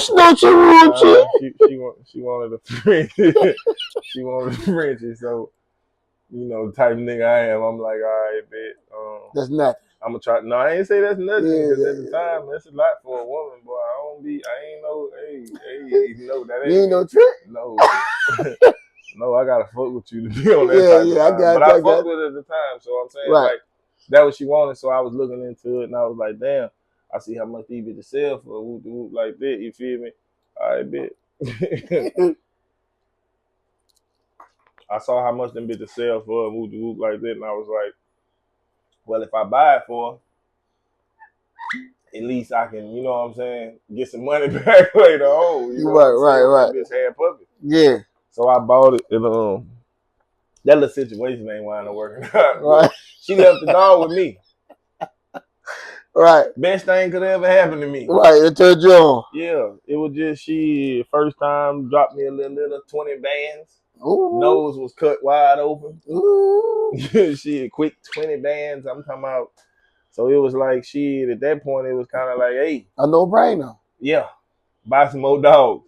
And then the type of nigga I am, I be thinking like, hey, for real, just on some straight shit. Like if the studio shit fall through, if the rap shit fall through, if everything else fall through, I gotta keep having income, other shit that I can kind of like fall back on, cause like you know, everything's seasonal with businesses. So like, you know, shit'll be up one year, shit might be alright this year, and shit might be down. You'll never know how that shit goes. So it's like you gotta have multiple hustles going on. So that was just something I felt like was I'm the type of nigga like to stay at home. Like I like to really I don't go out. Like I don't be in the club like that. Like I fuck around when I'm out of town or like when I travel or you know, I might get out and fuck around in the city and eat and shit, go out to New Orleans and shit. But like I'm not really like a party go out ass nigga no more. So like it fit my shit. Them jiggers didn't wore off. Yeah, them bitches ain't real that no nigga more. turning lane because them jiggers didn't wore off. Yeah, man, you take one of them bitches, you might, bitch got fed in that bitch. God damn it, I'm talking about you can get out of here. Never open up your eyes again, you know what I'm saying? I'm not fucking with none of that shit. I'm scared. Nigga told me $2 for a jigger, man. I'm straight, man, what the fuck profit you make? Nigga, I ain't gonna lie, bro. Man, I ain't popping jiggers in over like. No, I haven't popped one in a long time. I haven't popped one. I'm keeping it gangster. Yeah. I haven't popped now in over like 4 years, but for my birthday, yeah, I went dumb on a $2 one. But look, this you rolled the dice, bitch. You could have got out of here. I went dumb, but listen. After I did, I went for a week straight with them. I'm talking about eating them up. I'm talking about eating them up. Boy, I feel so. I found myself again, and you know. Niggas ain't I was saying to all the shit I want to say to people when I've been holding back. I'm like, oh boy, I'm so happy I can say this shit. I ain't gonna lie, but with no complex. Maybe we're gonna get on. I'm going down. But look, I'm telling you, I'm scared of this business. I'm in the car. My boy, Jamaica going to get some food at McDonald's. I'm in the car doing this. Yeah. So I'm like, shit. I'm looking around. I want to get out here. I see somebody. I'm gone. But nah, look, bro, them bitches that was serious, bro. Don't make me fucking. Don't make you read that. Man, I'm talking about, hey, you'll tell a motherfucker everything you, hey. And real, you say the right shit on them pills, though. The right shit? You get what you whatever you on the pill, dog. You get what you get. If you with somebody and you on them pills, you get what you gonna get. Even if they, you gonna get it. You could get it. You could talk a motherfucker out there if they was on the rags. Boy, I'm telling you. If you on a bitch, that mouthpiece serious. You gonna talk for 3 hours. You gonna stop if you get that bitch up. How you gonna say it? Yeah. You know but we ain't gonna get off that though. You know. Okay, the other question is the people want to know, do you got a new album coming, or at least have another club blanking like who in the building? I ain't gonna promise I got one like in the building, but as far as like in the building was special, that was some different shit. Facts. I ain't gonna say I can't never make a club banger, but I guess I'm a little older now and I don't even be in a club like talking about it. So I had to actually like get back out and be fucking around in the club shit. And like to put myself on some like, you know, what they own right now type shit, nigga. Like, you know, me and Cypher close, like, nigga, I send that bitch a beat, like, hey, bitch, what think about this beat? I'm back. Right. Like after the little, you know, the rap shit went on, he like, bitch, you back? I'm like, yeah, bitch, it's up.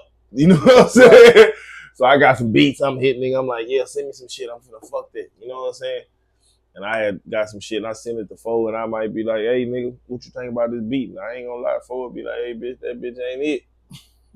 Hey, that nigga gonna keep straight up. But no, listen, that's my process. See, that's the problem with a lot of rappers. They don't have a process. Right. Nigga, I send this bitch to the DJ. Right. This the nigga gotta play it. Right. Like, I talk to me, folk talk like every once a week. Yeah, like, hey, nigga, what you think about this folk? Nah, they ain't the one, AJ. Not if that's your comeback. Like, it's straight, but it ain't your...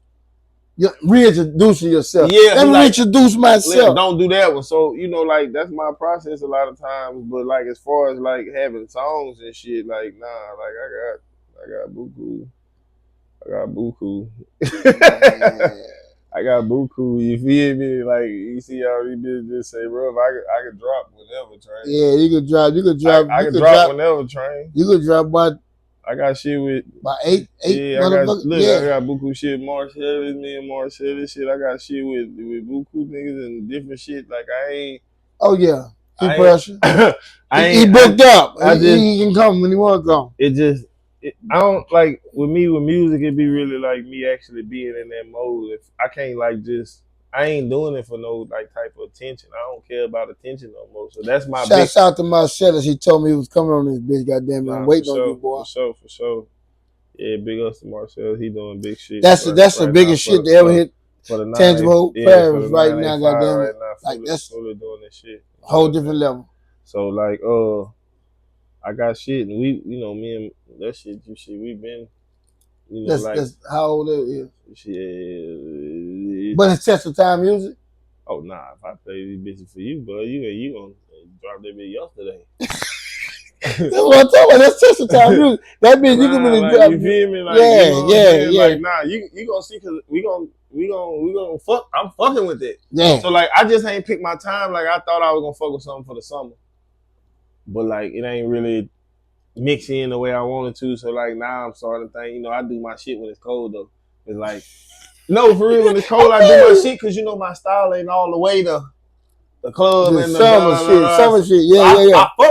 It's Buku summer shit, but I still do my shit when it's wintertime. I can do the shit like I want to do. Like if you notice, Drake usually drop a lot of times when he doing his singing and his slow and his type of shit. It's certain times of the year you drop in. You know, like August to fall. Shit. Yeah, that's the fall. You know what I'm saying? So it'd be like, you know, when it's cold, the motherfucker actually sitting in their car and they listening and they actually hearing you. Yeah, it's different.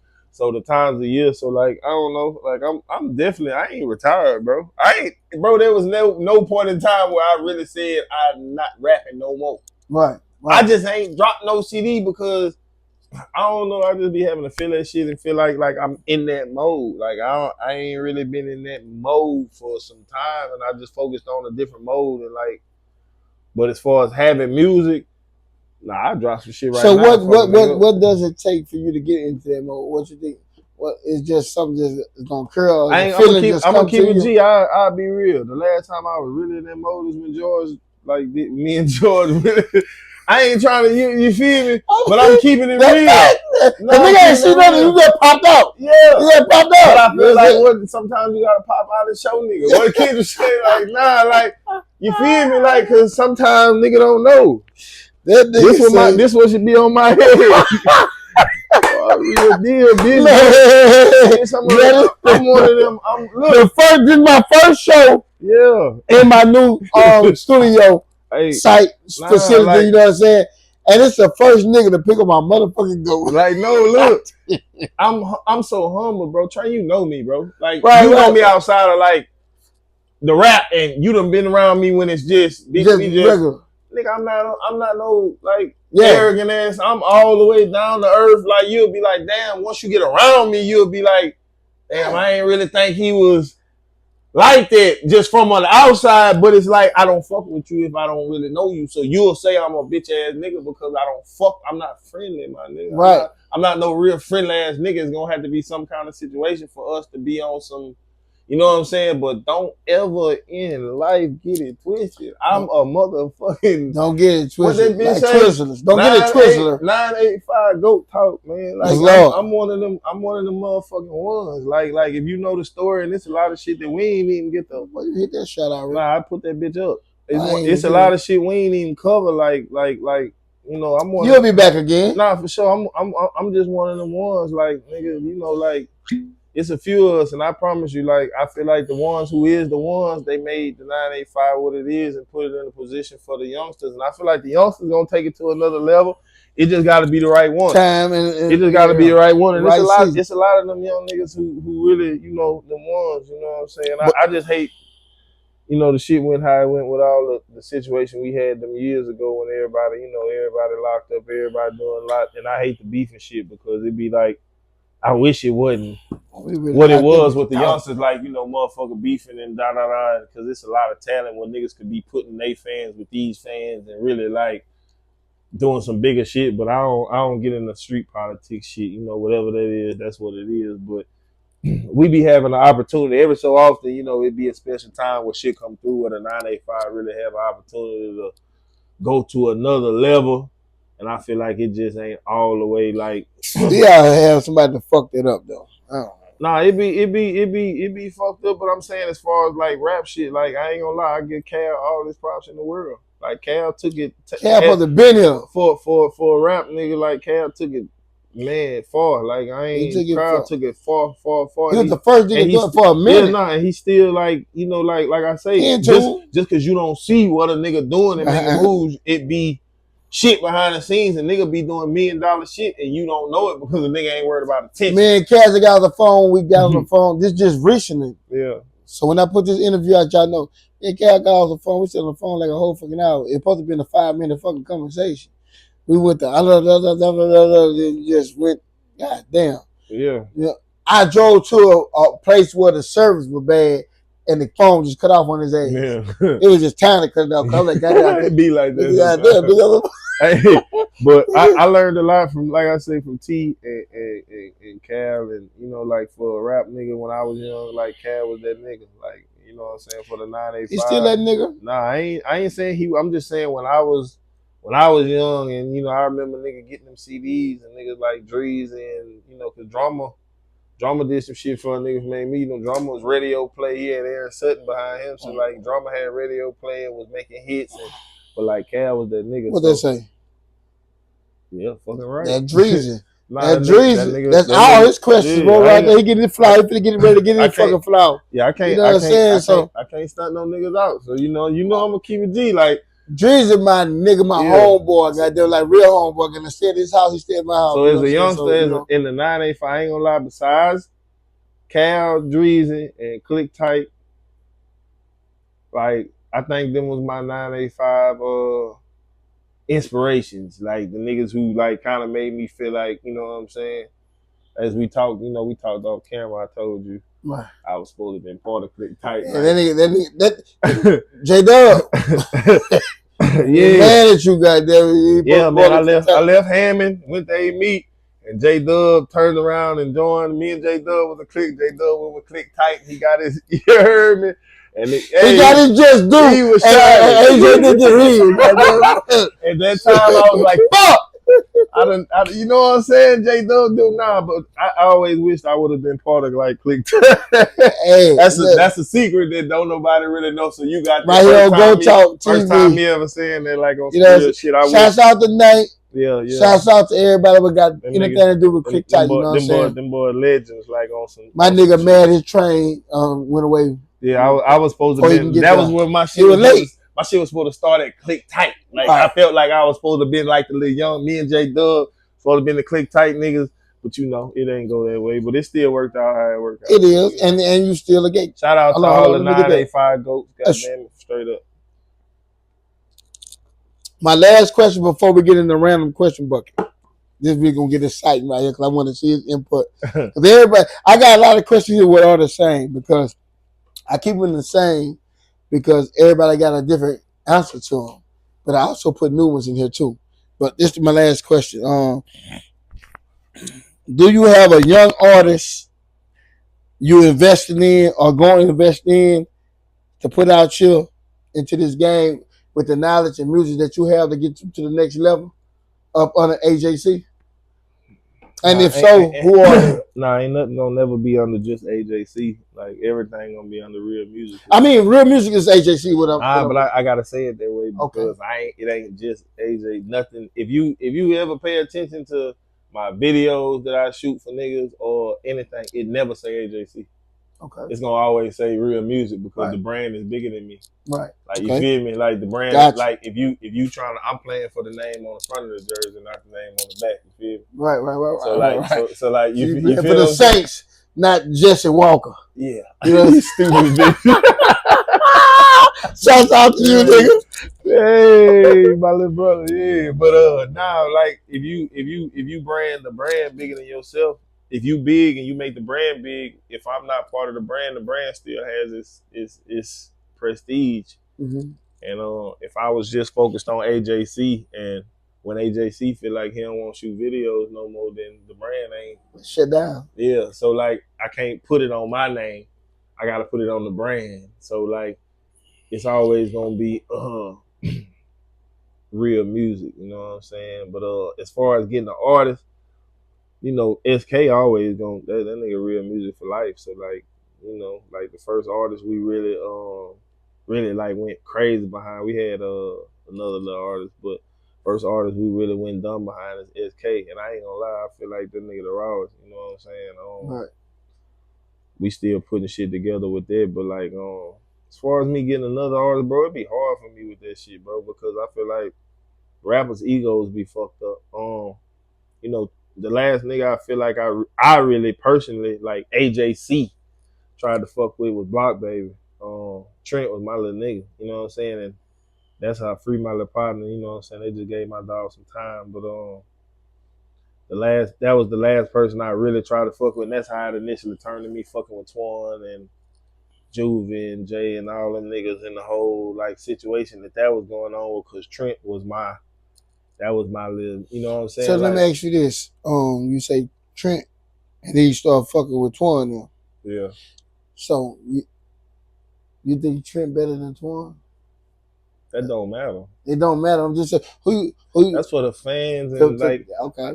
That's for that. I like your comeback. That ain't no for real though, because that don't matter. I feel like they both had their own.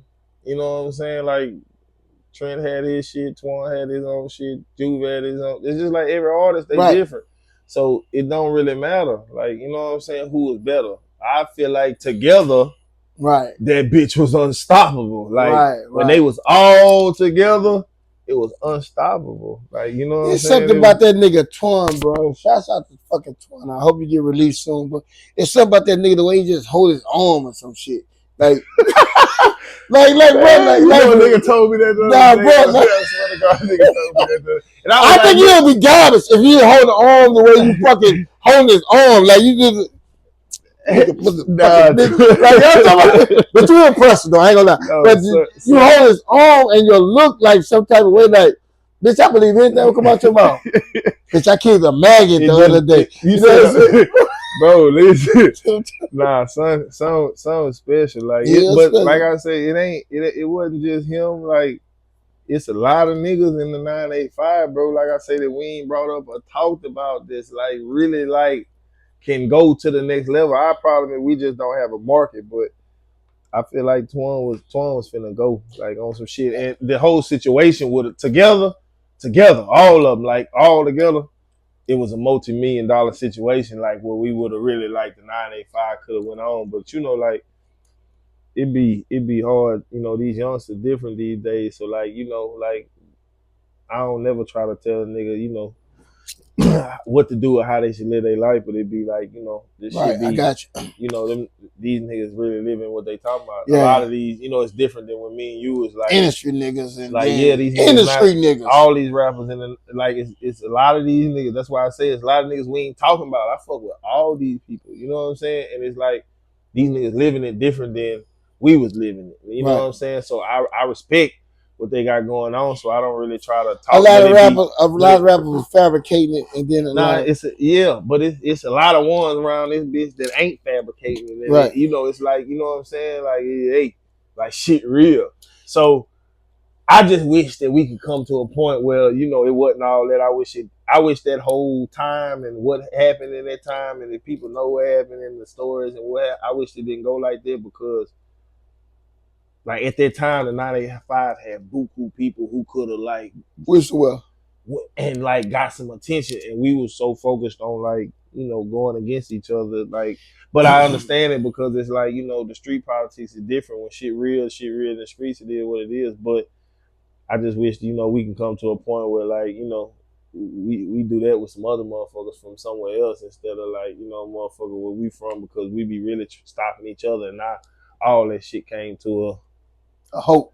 Yeah, so now it's like, you know, Colin been holding it down. Colin did this shit, you know what I'm saying? Colin got it. You know, hey, shouts out to Colin. That nigga, I like you, bro. My kids, my daughter, my sons, they play you. It's a blessing, a wonderful feeling to hear yourself get played. You at the car wash, motherfucker pull up playing you, goddamn it, and they don't know that's you, and then they pull up playing. That's cool, you know what I'm saying? But all my kids play you, you know what I'm saying? But shouts out to my five baby Colin. You know what I'm saying? Murder. You know what I'm saying? So he did this shit. So that nigga big pressure. You know what I'm saying? It's a lot of young niggas that I feel like, you know, murder man. It's a lot of niggas that can get the shit. The need just opportunity. Yeah, you know they do. And it's hard. It's hard. They got some niggas who are gonna stand on their own business and gonna break the door down regardless, because now, like we say, we got the internet, we got YouTube.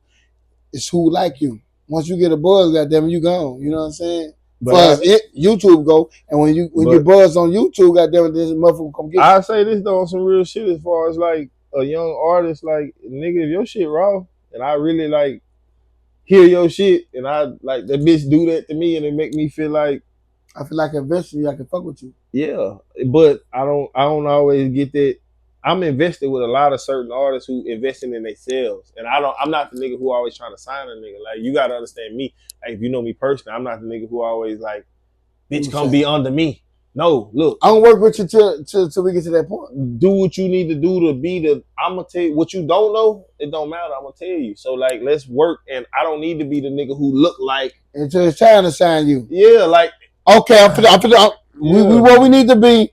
I'm about to motherfucker put you in the fucking paperwork, and I'm gonna take you in front of these fucking people. But initially, you know what I'm saying? But until you get to that point, goddamn, I do. So like, anybody who don't know, if you ain't booked no motherfucking session with me, or like really ever came and fuck with me, nigga, like fucking with me is automatically artist development.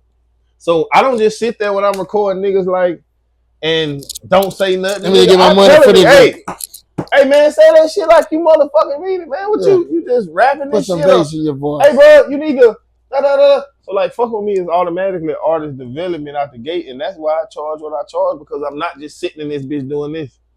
Like, nigga, I'm gonna tell you when you come out the booth, hey, you need to be doing this. Hey, like, move this like this. You need to be da da da da. But if you ain't never fucked with me or spent no bread with me or done no shit like that, then you might not know what the fuck going on. So you know. So basically, my nigga saying to do that experience, you know what I'm saying, or to see that experience, you need to come book with Real Music at the studio. For sure. And find out what the fuck going on. You know what I'm saying? Yeah. They got a lot of emotion in that bitch, goddamn it. And hey, you could be the next nigga on Real Music and don't even know you're gonna be with Real Music. You just can't let them fucking record. And you seen something, and then hey, it go from there, goddamn it, you know what I'm saying? It It trickle do. down to him and his squad, however, to Red or whatever, however, you know what I'm saying? They all tied in together. So go fuck with real music, man. Studio right there, goddamn, the session's already ready for you, goddamn, the door Yes, open. sir. You know what I'm saying? So with that being said, we're gonna jump into this motherfucking random question Shake bucket. that bitch up And I've good. been I waiting for want, I this want, shit. I want a crazy one. Shake that bitch So I'm up. gonna do that, bitch. Yeah, shake that bitch I'm gonna up do it fire like so I this, can goddamn get a it. good one. And before we even go in that bitch, we're gonna take some shots. All right, We're gonna propose take a shot. me up, Cause we goddamn. both in the building. I got that boy up. I should take him to the rim. Take him to the rim. Man, we done put a old dent in that little bottle. And that bitch, that nigga said, this the biggest bottle. This is the second biggest bottle you could get. And that bitch did it down. That bitch was up here, y'all. Nah, for sure. You hear me? So look, I'm gonna do this. And I gotta go work in the I'm morning. gonna put this out, goddamn, and just say appreciate you having me in this motherfucker. Oh man, I'm gonna see you again, bro. Cause see, I like having somebody with intelligence and can elaborate. Because a lot of questions that I asked him on this bitch, he went way past talking. On the motherfucker, like goddamn, you gotta do this. I like that. Yeah. That's what the fuck I like. Yeah, you know what I'm saying? Talk, but in my mind, on the slick side and the back side of mine, say some of that shit for the next time you call this bitch. Sure. You know what I'm saying? I ain't know I'm coming back, so yeah, you know I got it. Yeah, you tried to everything. Yeah, we got. All right, yeah, I said, but you coming back. So, right, but it's too late now. We did everything. So I'm gonna come up with some new shit. You know what I'm saying? Because I like an intellectual person. What got some shit up there? Nah, cause I ain't gonna lie. I got some stories and some motherfucking. You know, like I got some real shit that niggas need some game. That's all. I got it. He pimp seeing y'all niggas right now. Let me take this shot before I pull. Let's go. Hold on. Hold on. Tell her what I pulled. Goddamn, it's tonight. Boom. I go talk. Let's go, man. Let me see what you're talking about. Go ahead. I'm gonna reach in that bitch. See what. I'm gonna pause up. See what I pull out.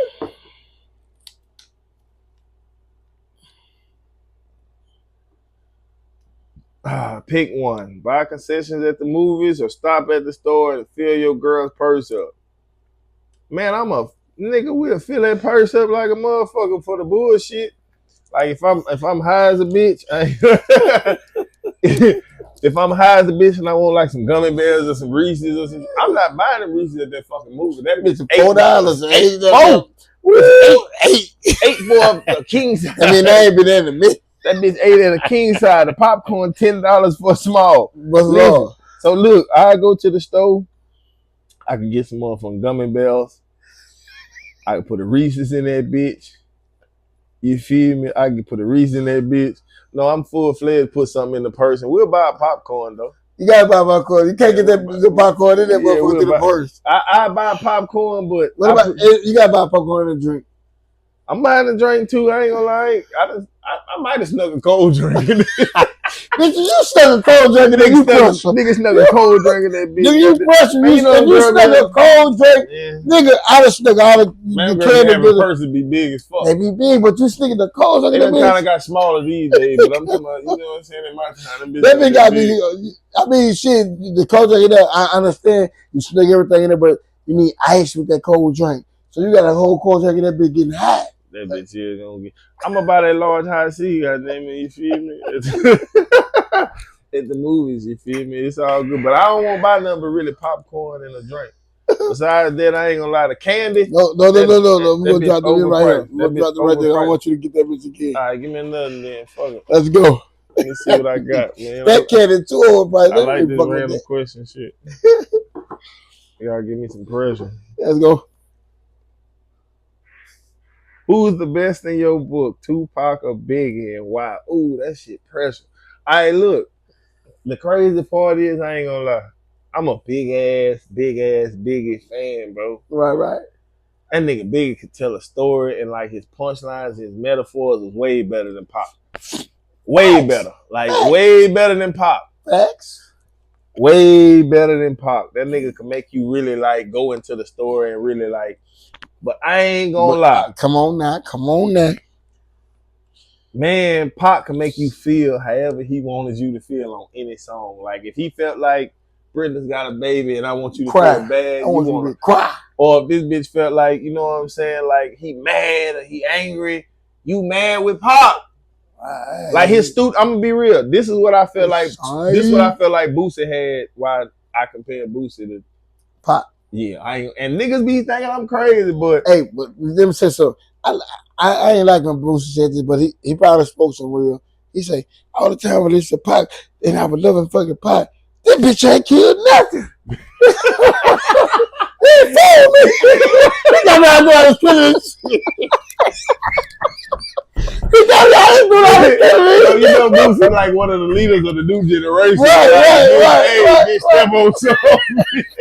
I don't believe till you kill something. Yeah. So like this is like, but like Pac was one of them ones that like I ain't gonna lie, when he step in that bitch, like I can go listen to a Pac song right now, bro, and that bitch will put me in my like all the way in my feelings. Your brothers and everything. If he mad or if he was like in a love song or like, and that's what Boosie could do. Boosie could step in that bitch and kind of make you feel like this. So like to me, the better person overall is Tupac.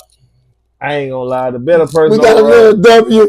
We got another W on Go Talk. You know what I'm saying? Pac all day. You heard me? I think. But everything he said about Biggie, like from the delivery, the punchlines, the metaphors. Yeah. Like he had Biggie is up to today's shit right now. Yeah. You know what I'm saying? But when you listen to Pac, Brenda's got a very dear mama. How many niggas fell victim to the street? Nah, my shit is like Lord knows. Unconditional friend. You know, never had a friend like me. Because you go to Still We Rise with the Outlaws. Like Checkout Time. You know, like the creative ass type songs he used to make. Like it was just that nigga made me really feel like he was checking out the hotel. I feel like I'm really just checking out the hotel. God damn it, no care.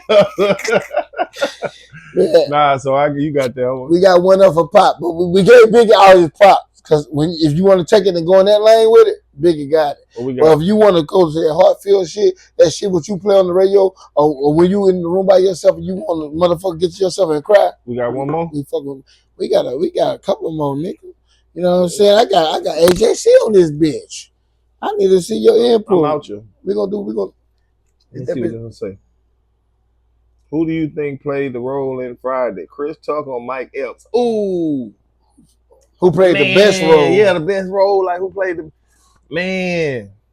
I ain't gonna lie. You know what's fucked up? Mike Epps my favorite comedian. Okay, talk to me. But I ain't gonna lie, like Chris Tucker was just it was something different, but them two niggas, like, they both was like, I ain't gonna lie, they both did they shit. But damn, that's tough. Cause I can't hate on Chris, bro. That one performance off the chain, but I ain't gonna lie, Mike. Damn, dog. Speak your mind, man. Speak your mind. Let your slow glow. Damn, dog. I'm really trying to think about that. I ain't gonna lie. Chris played the best role for the original. That's what I'm gonna say. All right. Okay. So Chris played the best role for the old school, like when that bitch the introduction. Out, yeah, like, but for the newer when it kept coming out, I feel like Mike with Epps the table, Mike Epps with the table of contents. Mike Epps came. Mike Epps came through and really like kept that bitch. You know what I'm saying? That nigga hold that glow. I ain't lying. Yeah, fuck that first Friday. I'm fucking all Mike Epps shit. Goddamn, ain't too many niggas that could have came behind Chris Tucker. They couldn't. And actually kept the series going. But now, don't get it follow up. That's why he get number one is still the most classic. But number two is my favorite. Right. I'm fucking with motherfucking Chris Tucker, you my motherfucking dog. Man, you dropped the ball, you fumbled the ball. God damn it, motherfucker, I'm going Mike Epps going straight off the top of his head. Oh, and then he say he was on the coke. Look, that nigga say he was coached up every day. That nigga say the reason my shit was on. Listen, bro. This nigga asked that nigga, Craig came and he said, you know, they brought the note saying they owe a certain amount of money. Right. If they don't pay it, they got to get out the house. Right. So this nigga, Craig asked that nigga, bro, that nigga say, man, how much y'all still got? You know they want $1 million from the lotto. So Craig like, man, how much y'all got left? After daddy tricking nigga. Listen, this nigga Mike Epps say, I don't know, I got to see, I bought some shoes. Some shoes, you really ain't got no money. That man was coked up. No, listen. For you to say that I got to see how much I got left after $1 million because I bought some shoes. One pair of shoes. Man, that's not no scripted shit. Right. That's not no, you know what I'm saying? Right. Like, what I like about Mike Epps is that he he seemed like he just really like into the shit. Freestyling it, and it's just like off the top of his head. I feel like Chris had that shit kind of like wrote down, like it was the script, but he played it wrong. Right. But I feel like Mike just be. Man, whatever the fuck I'm gonna say. Whatever I want to say, that shit. Let's shoot this bitch 20 times. Right, yeah, let's shoot this bitch 20 times till I say something funny. Yeah. That's but guess what? When you say that shit, if we keep it the gas, that's money spent. Bitch, you gotta do 20 times of this shit. Goddamn to get the right thing. Goddamn, all this I pay these motherfuckers $60, $70, $100 an hour, and you doing this bullshit. Nah, right. So Chris Tucker got that motherfucker down to the script, goddamn. So we saving money on our fucking budget. Let's go. Let me see what I got right here.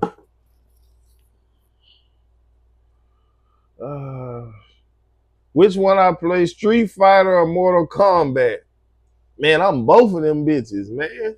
Well, you gotta hit a shot when you say both. Ask T about it. When you say both, you can't even like this. Ain't even like this. Like nah, man, you gotta limit that shit, man. Nah, I was a gamer, nigga. So if that's the case, then I should have put Street Fighter on that motherfucker. Ryu God. I mean, Mortal Kombat. I mean, Ryu God. Killer Instinct. I had all them bitches, motherfucking Honda. Bitch, everybody on this bitch, I was real deal. And then Mortal Kombat, bitch, I'm Scorpion, bitch. I'm Scorpion all day. Nigga, I remember the code for Sega, nigga. Block up, select up. That's all you had to hit, and that bitch gonna take his mask off and finish select you. Up. Yeah. Man, I ain't know that shit. The code. I know I was doing that shit, but I remember the code, the actual code, bitch, back in the day had codes. You had to select up. That bitch gonna block. Look, he gonna do this, gonna block up. That bitch gonna pull that mask off. So like I ain't gonna lie, both of these bitches, Street Fighter and Mortal Kombat, all right, so if I had Killer Instinct there, what's your opinion? Killer Instinct get pushed to the side. Ain't fuck with none of that. Street Fighter, Mortal Kombat. What about Tekken? Street Fighter, Mortal Kombat, classic. First two fighting games, like that's the only thing I can feel like I want to play is Street Fighter. Yeah, I heard it right now. Go TalkTV. Yeah. AJ the Kid. Street Fighters. And Mortal Kombat. I'm fucking with Street Fighter though. But I fuck with all of them. But if I just had to narrow it down to one, I'm going Street Fighter. I can't pick one. Oh, I got nothing. Let's go. I fuck with this. Give me a good one. I'm gonna reach in that bitch good. Goddamn, pull one of these bitches out of here. Pull one of these crazy. You can only pick one. $1 billion, a 5-minute conversation with Jesus. Oh, I pulled that bitch out. I thought that bitch was finna say Jay-Z. I saw the Jay. 5-minute conversation. Ooh, $1 billion, a 5-minute conversation with Jesus. Talk to me. Man, you toe up for that shit, boy. Like, who thought about this shit? Oh. I told the Jesus every day that wasn't me. Boy, that's the patrol. Hey, T said the same thing. I'm talking to Jesus. Man, I'm real shit, nigga. I talked to Jesus. He gotta talk back. You ain't gotta say nothing to me. Give me that 1 billion. Yeah. Hey, man, T said the same thing. No, real shit, bro. 1 billion, dog. I ain't gonna lie, bro. My family's set for life. I ain't gonna lie. Look, Jesus ain't gotta talk back. I'm gonna just go with he hear me every day when I talk to him. So that's your belief. Man, every day I talk to him. Right. So I'm gonna go. That's fucked up, bro. You got me feeling fucked up. Yeah, you feeling fucked up for answering that bitch. Like, nah, bro, but real deal niggas don't talk to Jesus no way. Don't nobody talk to that nigga. On that paper, you get a chance to actually talk to him like, hello, Father. Yeah, like, what's up, my son? Look, I don't think on some real shit, all bullshit aside. Okay.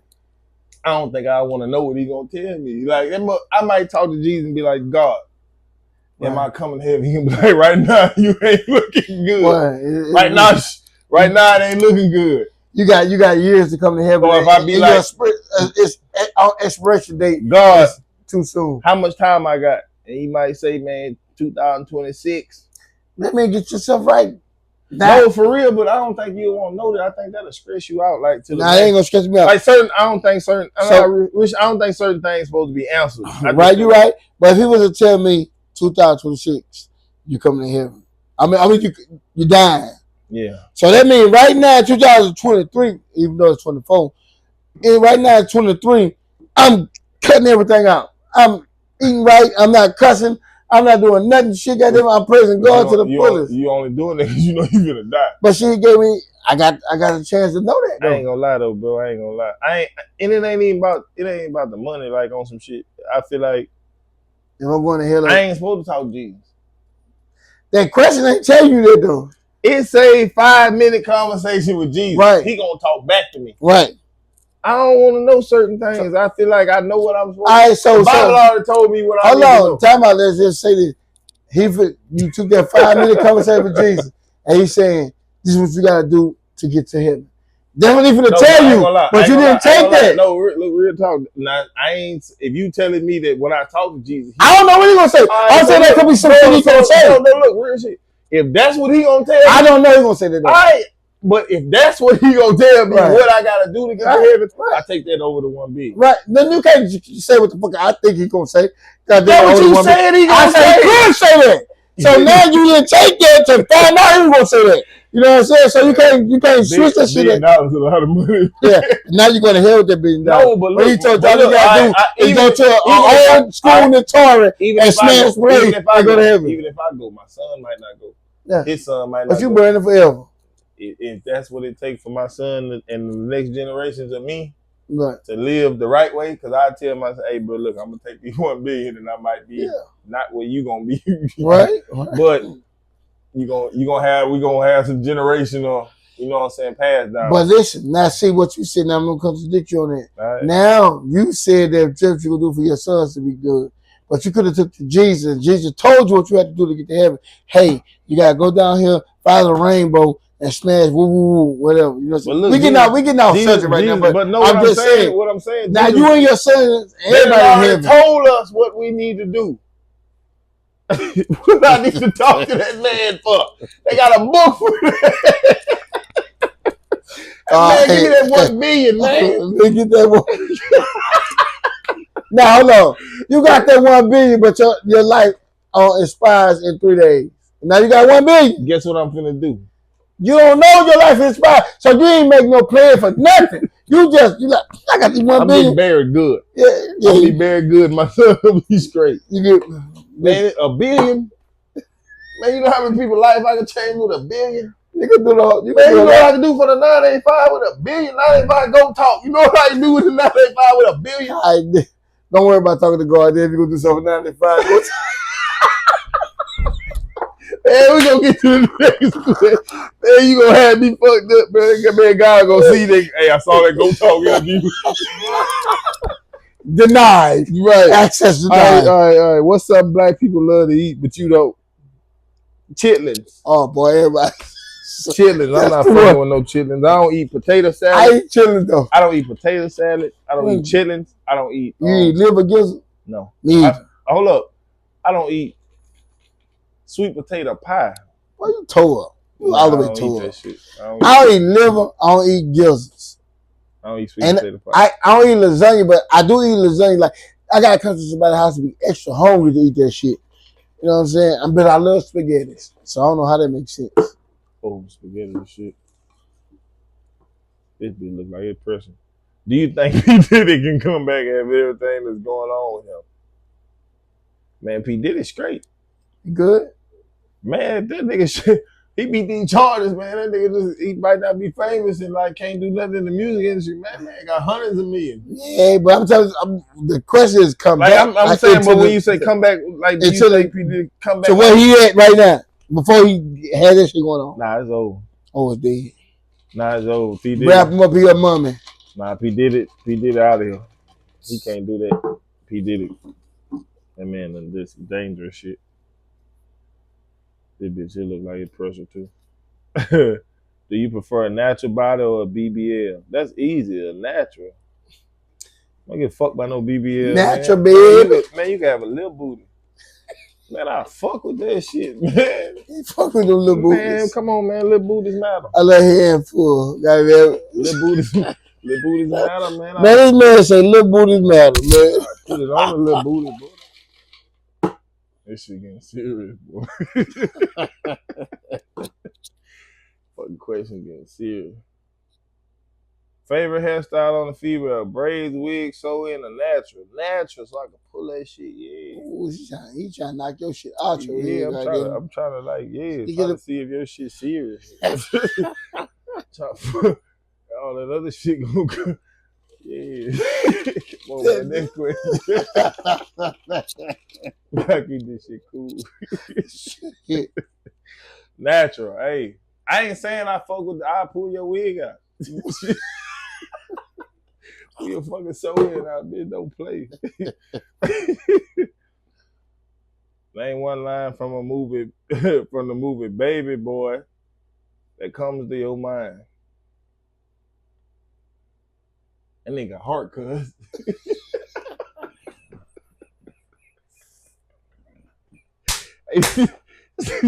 This nigga here got heart, cuz. I don't know if that's the. I love this shit, boy. Everybody got so many different parts for this shit. Goddamn, this shit funny. Goddamn, this nigga here got heart, cuz. Chunk this shit up. Listen. That nigga say chunk this shit up, and that nigga was sitting there like, shit, I'm gonna take my punch, nigga. Nigga, chunk that shit up, nigga. Hey, listen. Black nigga say, he ain't got that question. Black nigga say, $40. Oh, come on, that bitch said the first thing because of my body, $40. Hey, and then the other one is, nobody wants your punk ass bike. Nobody wants your punk ass bike. It's a damn shame, bro. Man. Don't talk to me, man.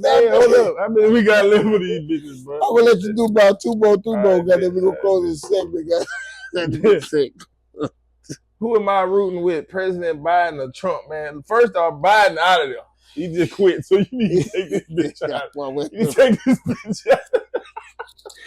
Hey, but look, on some real shit, bro. No, look, on some real shit, I know I'm fucked up. Yeah. Man, I saw some shit today. That nigga Trump say he giving federal immunity to police. You know what that mean? Talk to me. That mean, nigga, if you shoot somebody or some shit like that, nigga, it's immunity. Like, ain't no... It's all good. Ain't no you going to jail. It's over. He say, I'm going to give them federal immunity so they could do their job. This out Trump mouth. I can't fuck with Trump, bro. He gonna get out of there with that one. I don't fuck with Trump, so like, whoever the fuck... I ain't gonna lie, I was fuck with Trump. He just said whoever the fuck on the... I saw that today, like on some shit. That nigga say, federal immunity to police so they could do their job. That means kill a nigga and that happens. And you can't stand trial. You can't get... It's over. No justice, no refunds, no money, no compensation. I ain't gonna lie, I can't vote for nothing like that. I can't vote for that. If I never heard that. If I heard that, then I ain't fucking with that. But I haven't heard it yet. But he says, been said. Yeah. Is that just a blog? Nah, I'm dead serious. Yeah. Go look that shit up. All right, well then I ain't fucking with it. Nobody, he's not getting there if he said that. I watch CNN. No, he gonna get in there, bitch. Trump the president. I think Trump's gonna be the president. I really think he is, but you said that they're gonna fuck it out. Shot in the air, man. Bro, if that motherfucker said police can kill anybody, that's the main thing would come up on. He ain't say kill, he just said do their job in peace. Without having to worry, without having to stress that if you kill a nigga, you might go to jail. But you seen how he fucked up. You just seen a killer woman fucked up. That man don't give a fuck. He ain't getting enough. That man won't be the president. Man, them white people with this shit, they were clapping. All right, we're gonna see. If you have the opportunity to meet a famous person, who would it be and why? I'm gonna be real, bro. Like the crazy part about it is I ain't never been tweaked out over no famous people.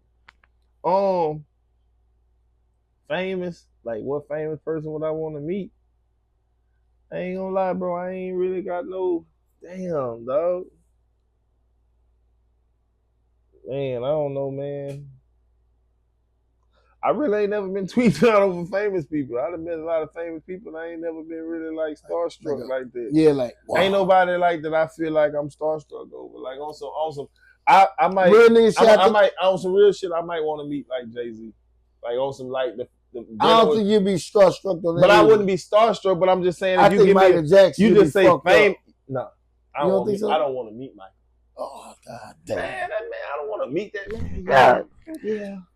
Yeah, AJC. What do you want to know about me? Y'all like? I don't want to. AJC, how you say? Nah, that shit gonna be weird. I don't want to talk to Michael Jackson, but famous. I want to meet, man, probably like Jay-Z, Tom Brady. Like Tom Brady, I don't know. I don't know, bro. Like I ain't gonna lie. I feel like people be regular.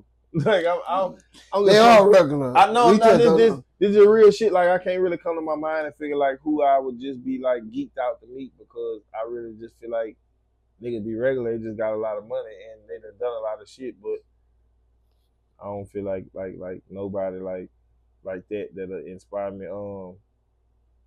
Jesus. That's what I want to meet. That sound good. Like famous person. But no, that don't sound good because you say you didn't want to hear what Jesus No, you asked me if I want $1 billion of Jesus. Talk to Jesus, nigga. This question say who I want to meet that's famous. Jesus. I'm making it up, nigga. Chill out. Let me get back on the good side. Come on, we got you trying to get me out of heaven, dude. That nigga said let him get back on the good side. That nigga trying to keep me out of heaven, bro. That nigga don't want me to go to heaven. All right, let me see what this bitch say. Man, you left-handed. Who is your favorite male and female rapper that's famous right now? Future, my favorite rapper. Your favorite rapper right now? Period. Future. I can't. And you say who's your favorite? Oh, male and female. Right. Female.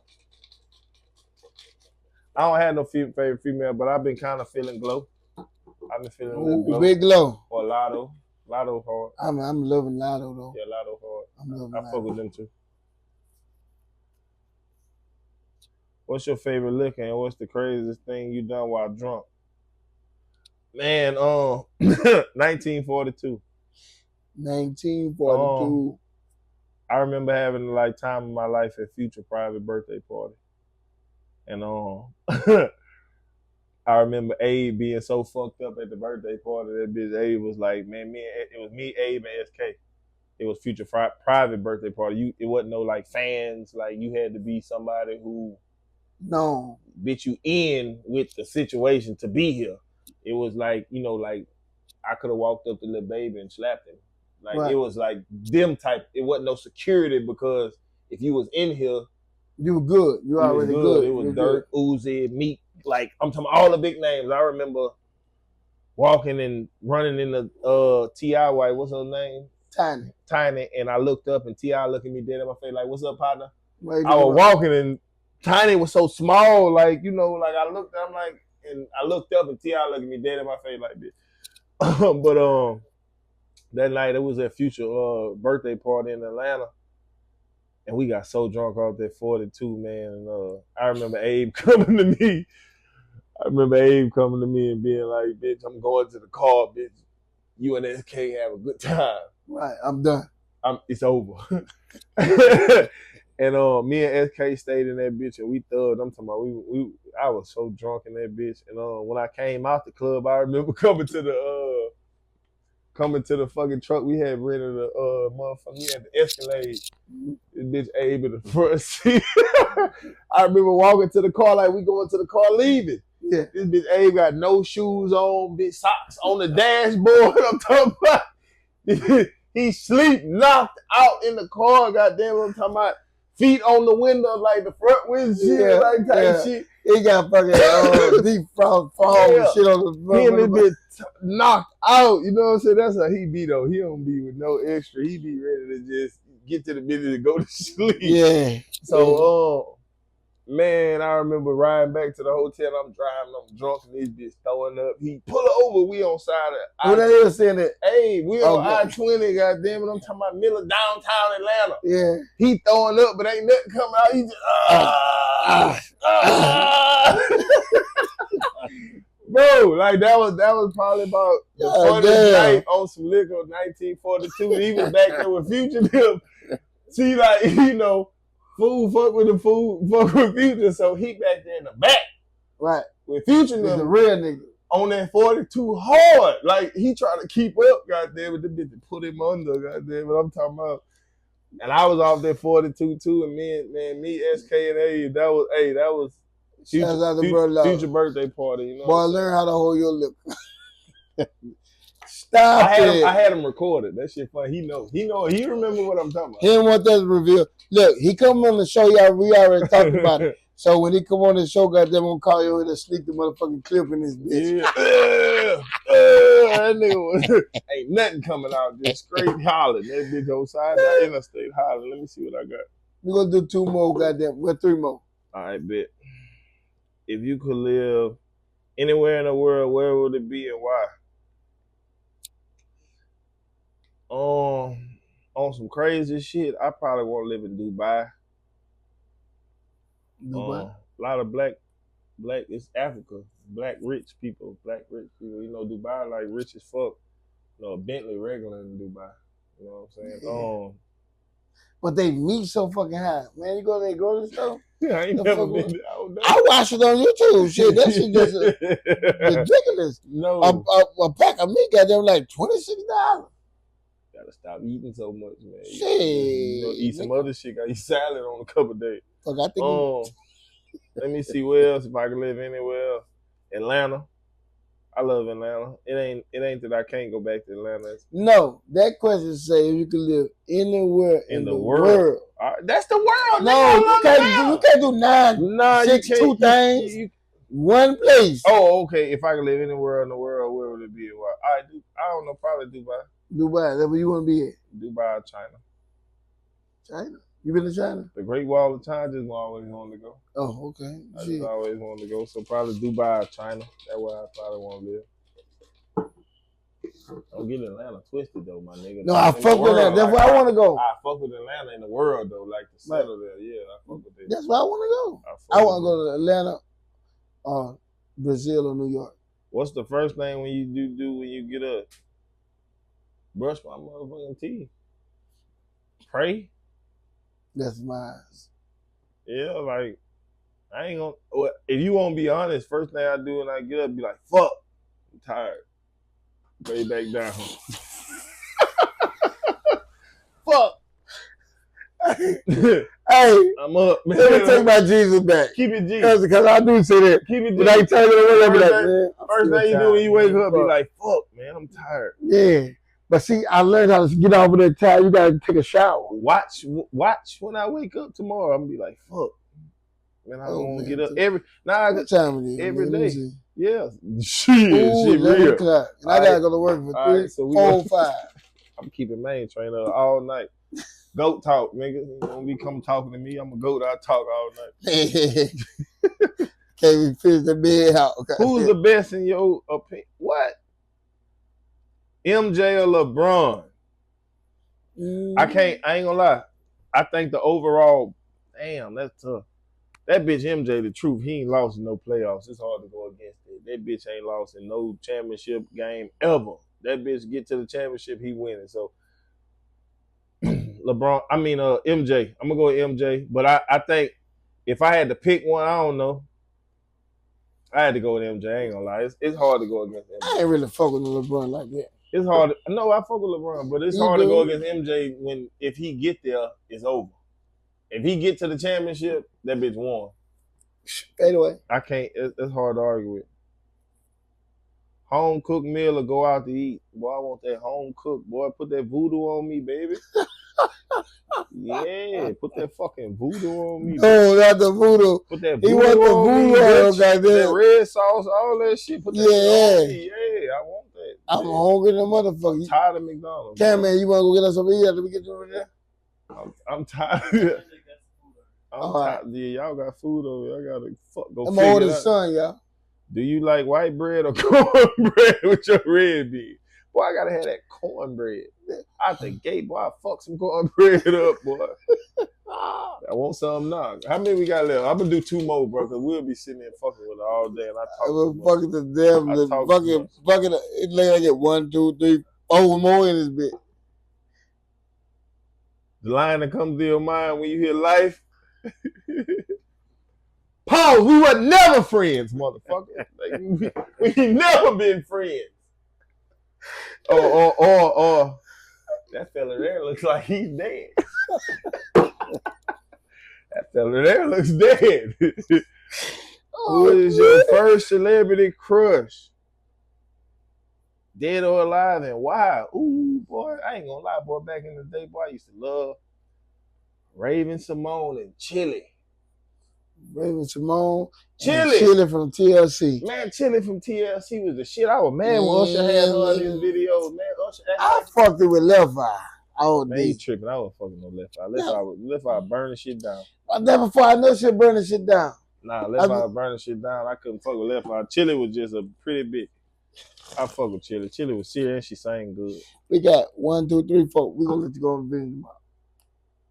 Oh yeah, that one. That was the other one for the life one. I think that bitch broke her head. I got he the 4th person ever on Go Talk. I said portion because I'm drunk. 4th person to finish the whole bucket. What's the most important thing in your life? I ain't gonna lie, my son. There you go. That's easy. That's a no-brainer. I don't too much give a fuck about that. We ain't even gotta go elaborating about that. My son is the most important thing to me. Let me see. If you could go back in time and change 2 things, what would they be? I would have probably took my brother away from this bitch and probably brought him to Atlanta with me. I did actually. Like when I first went and signed up for school, he went out there with me. Me and the nigga went to Magic City. He was the biggest Jeezy fan, and Jeezy's always talk about Magic. So like when I went and signed up for school, that bitch came out there with me. He was like, "Bitch, we gotta go to Magic." I remember being in Magic with that bitch, and that bitch like, "Brother, I don't know what to do." So like I don't know. I probably if I can go back in time, probably I'd change. I'd get my brother back. And then what other thing I'd probably change? I wouldn't change probably nothing after that. I don't regret nothing else besides that. So besides that, nothing. I don't. I pretty much feel like the same way on that one. Yeah. What's your favorite place to eat out at? Chimes, Covington. I ain't gonna lie, Chimes, Covington. I ain't gonna lie, I fuck with Desert Vegas and Covington too. Them fucking steaks off chain.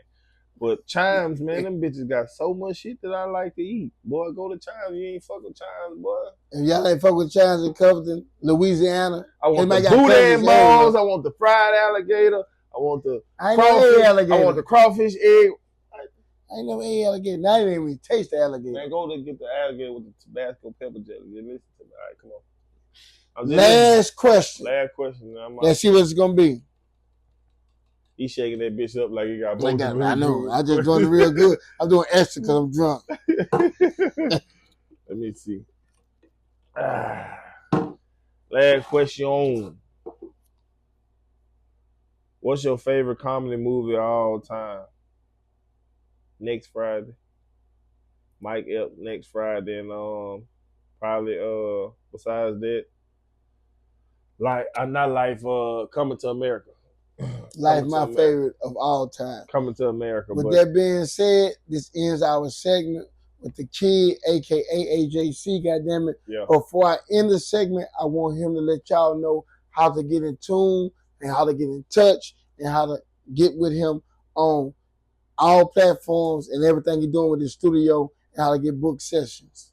Yeah, so follow me at the Kid AJC, THAKIDDAJC, at Real Music Studios for the studio shit. 985 Frencher Gang for the puppies. I got buku shit, but Facebook, the Kid AJ, everything pretty much the Kid AJC. Tap in with me. You need to book a session, any artist trying to look to do some work or shoot videos, or even if you just need some motherfucking advice on what you're trying to do or whatever, nigga ain't Hollywood. Tap in with a nigga if it makes sense, let's make something happen. But Kid AJC on everything, man. You know what it is. I appreciate Mayne Trayne having me for 985 Go Talk, being one of the first niggas who came through and actually blessed the situation, and especially in this spot. This is first time, so I'm the first person to hit this spot. So I appreciate it, and I fuck with the whole 985 for even, ever supporting me. all the rappers that came through, fuck with the studio, tapped in with me on beats, videos, whatever it is. If you don't ever fuck with me, then you know what it is. You know what type of nigga I am. If you ain't fuck with me, then you really tripping. So tap in and fuck with me. Basically, if you ain't never tapped in with them, you need to tap in with them. You know what I'm saying? Another GOAT Talk TV and GOATs come to this motherfucker. And what he doing right now is a major thing in the community. You know what I'm saying? Ain't too many people doing the things he did. Ain't too many people that conquer the things that he did, or you know what I'm saying, with the places he went. You know what I'm saying? Same thing for him, Red, and all the niggas that then, you know what I'm saying, graduated to a different level. Shout out to everybody that helped me get the way it was, because it wasn't just me. It wasn't a lot of me, you know what I'm saying? Real music, everybody behind the scenes, A, you know what I'm saying? Everybody who participated in this whole situation and got us to where we at, because goddamn it, sometimes I be the face of the shit, but it be bigger than me. So just know, you know what I'm saying, it's more than enough. You know what I'm saying? Shout out to the team. Shout out to the team. And I was gonna end it right there with my ball right there, but I'm gonna do a shot before we do that shit. You heard me? And then I'm gonna do my ball. You heard me? So we gonna rim this bitch out all the way to the rim. Look, that bitch to the rim. You heard me? We done put a dent in that bitch with shots. I ain't lying, boy. I'm feeling good. I'm slurring no words and everything on it. And I got the mic on the good ass mic. He out here and everything. Call me an Uber home. You know what I'm saying? 985 Go Talk. It's the kid. If you ain't never heard it before, one of the first niggas that had me in this bitch actually running my motherfucking mouth. Get at me. 51.9 to that Mayne Trayne. I know the business here. Shouts out to the kid, goddamn it, and me.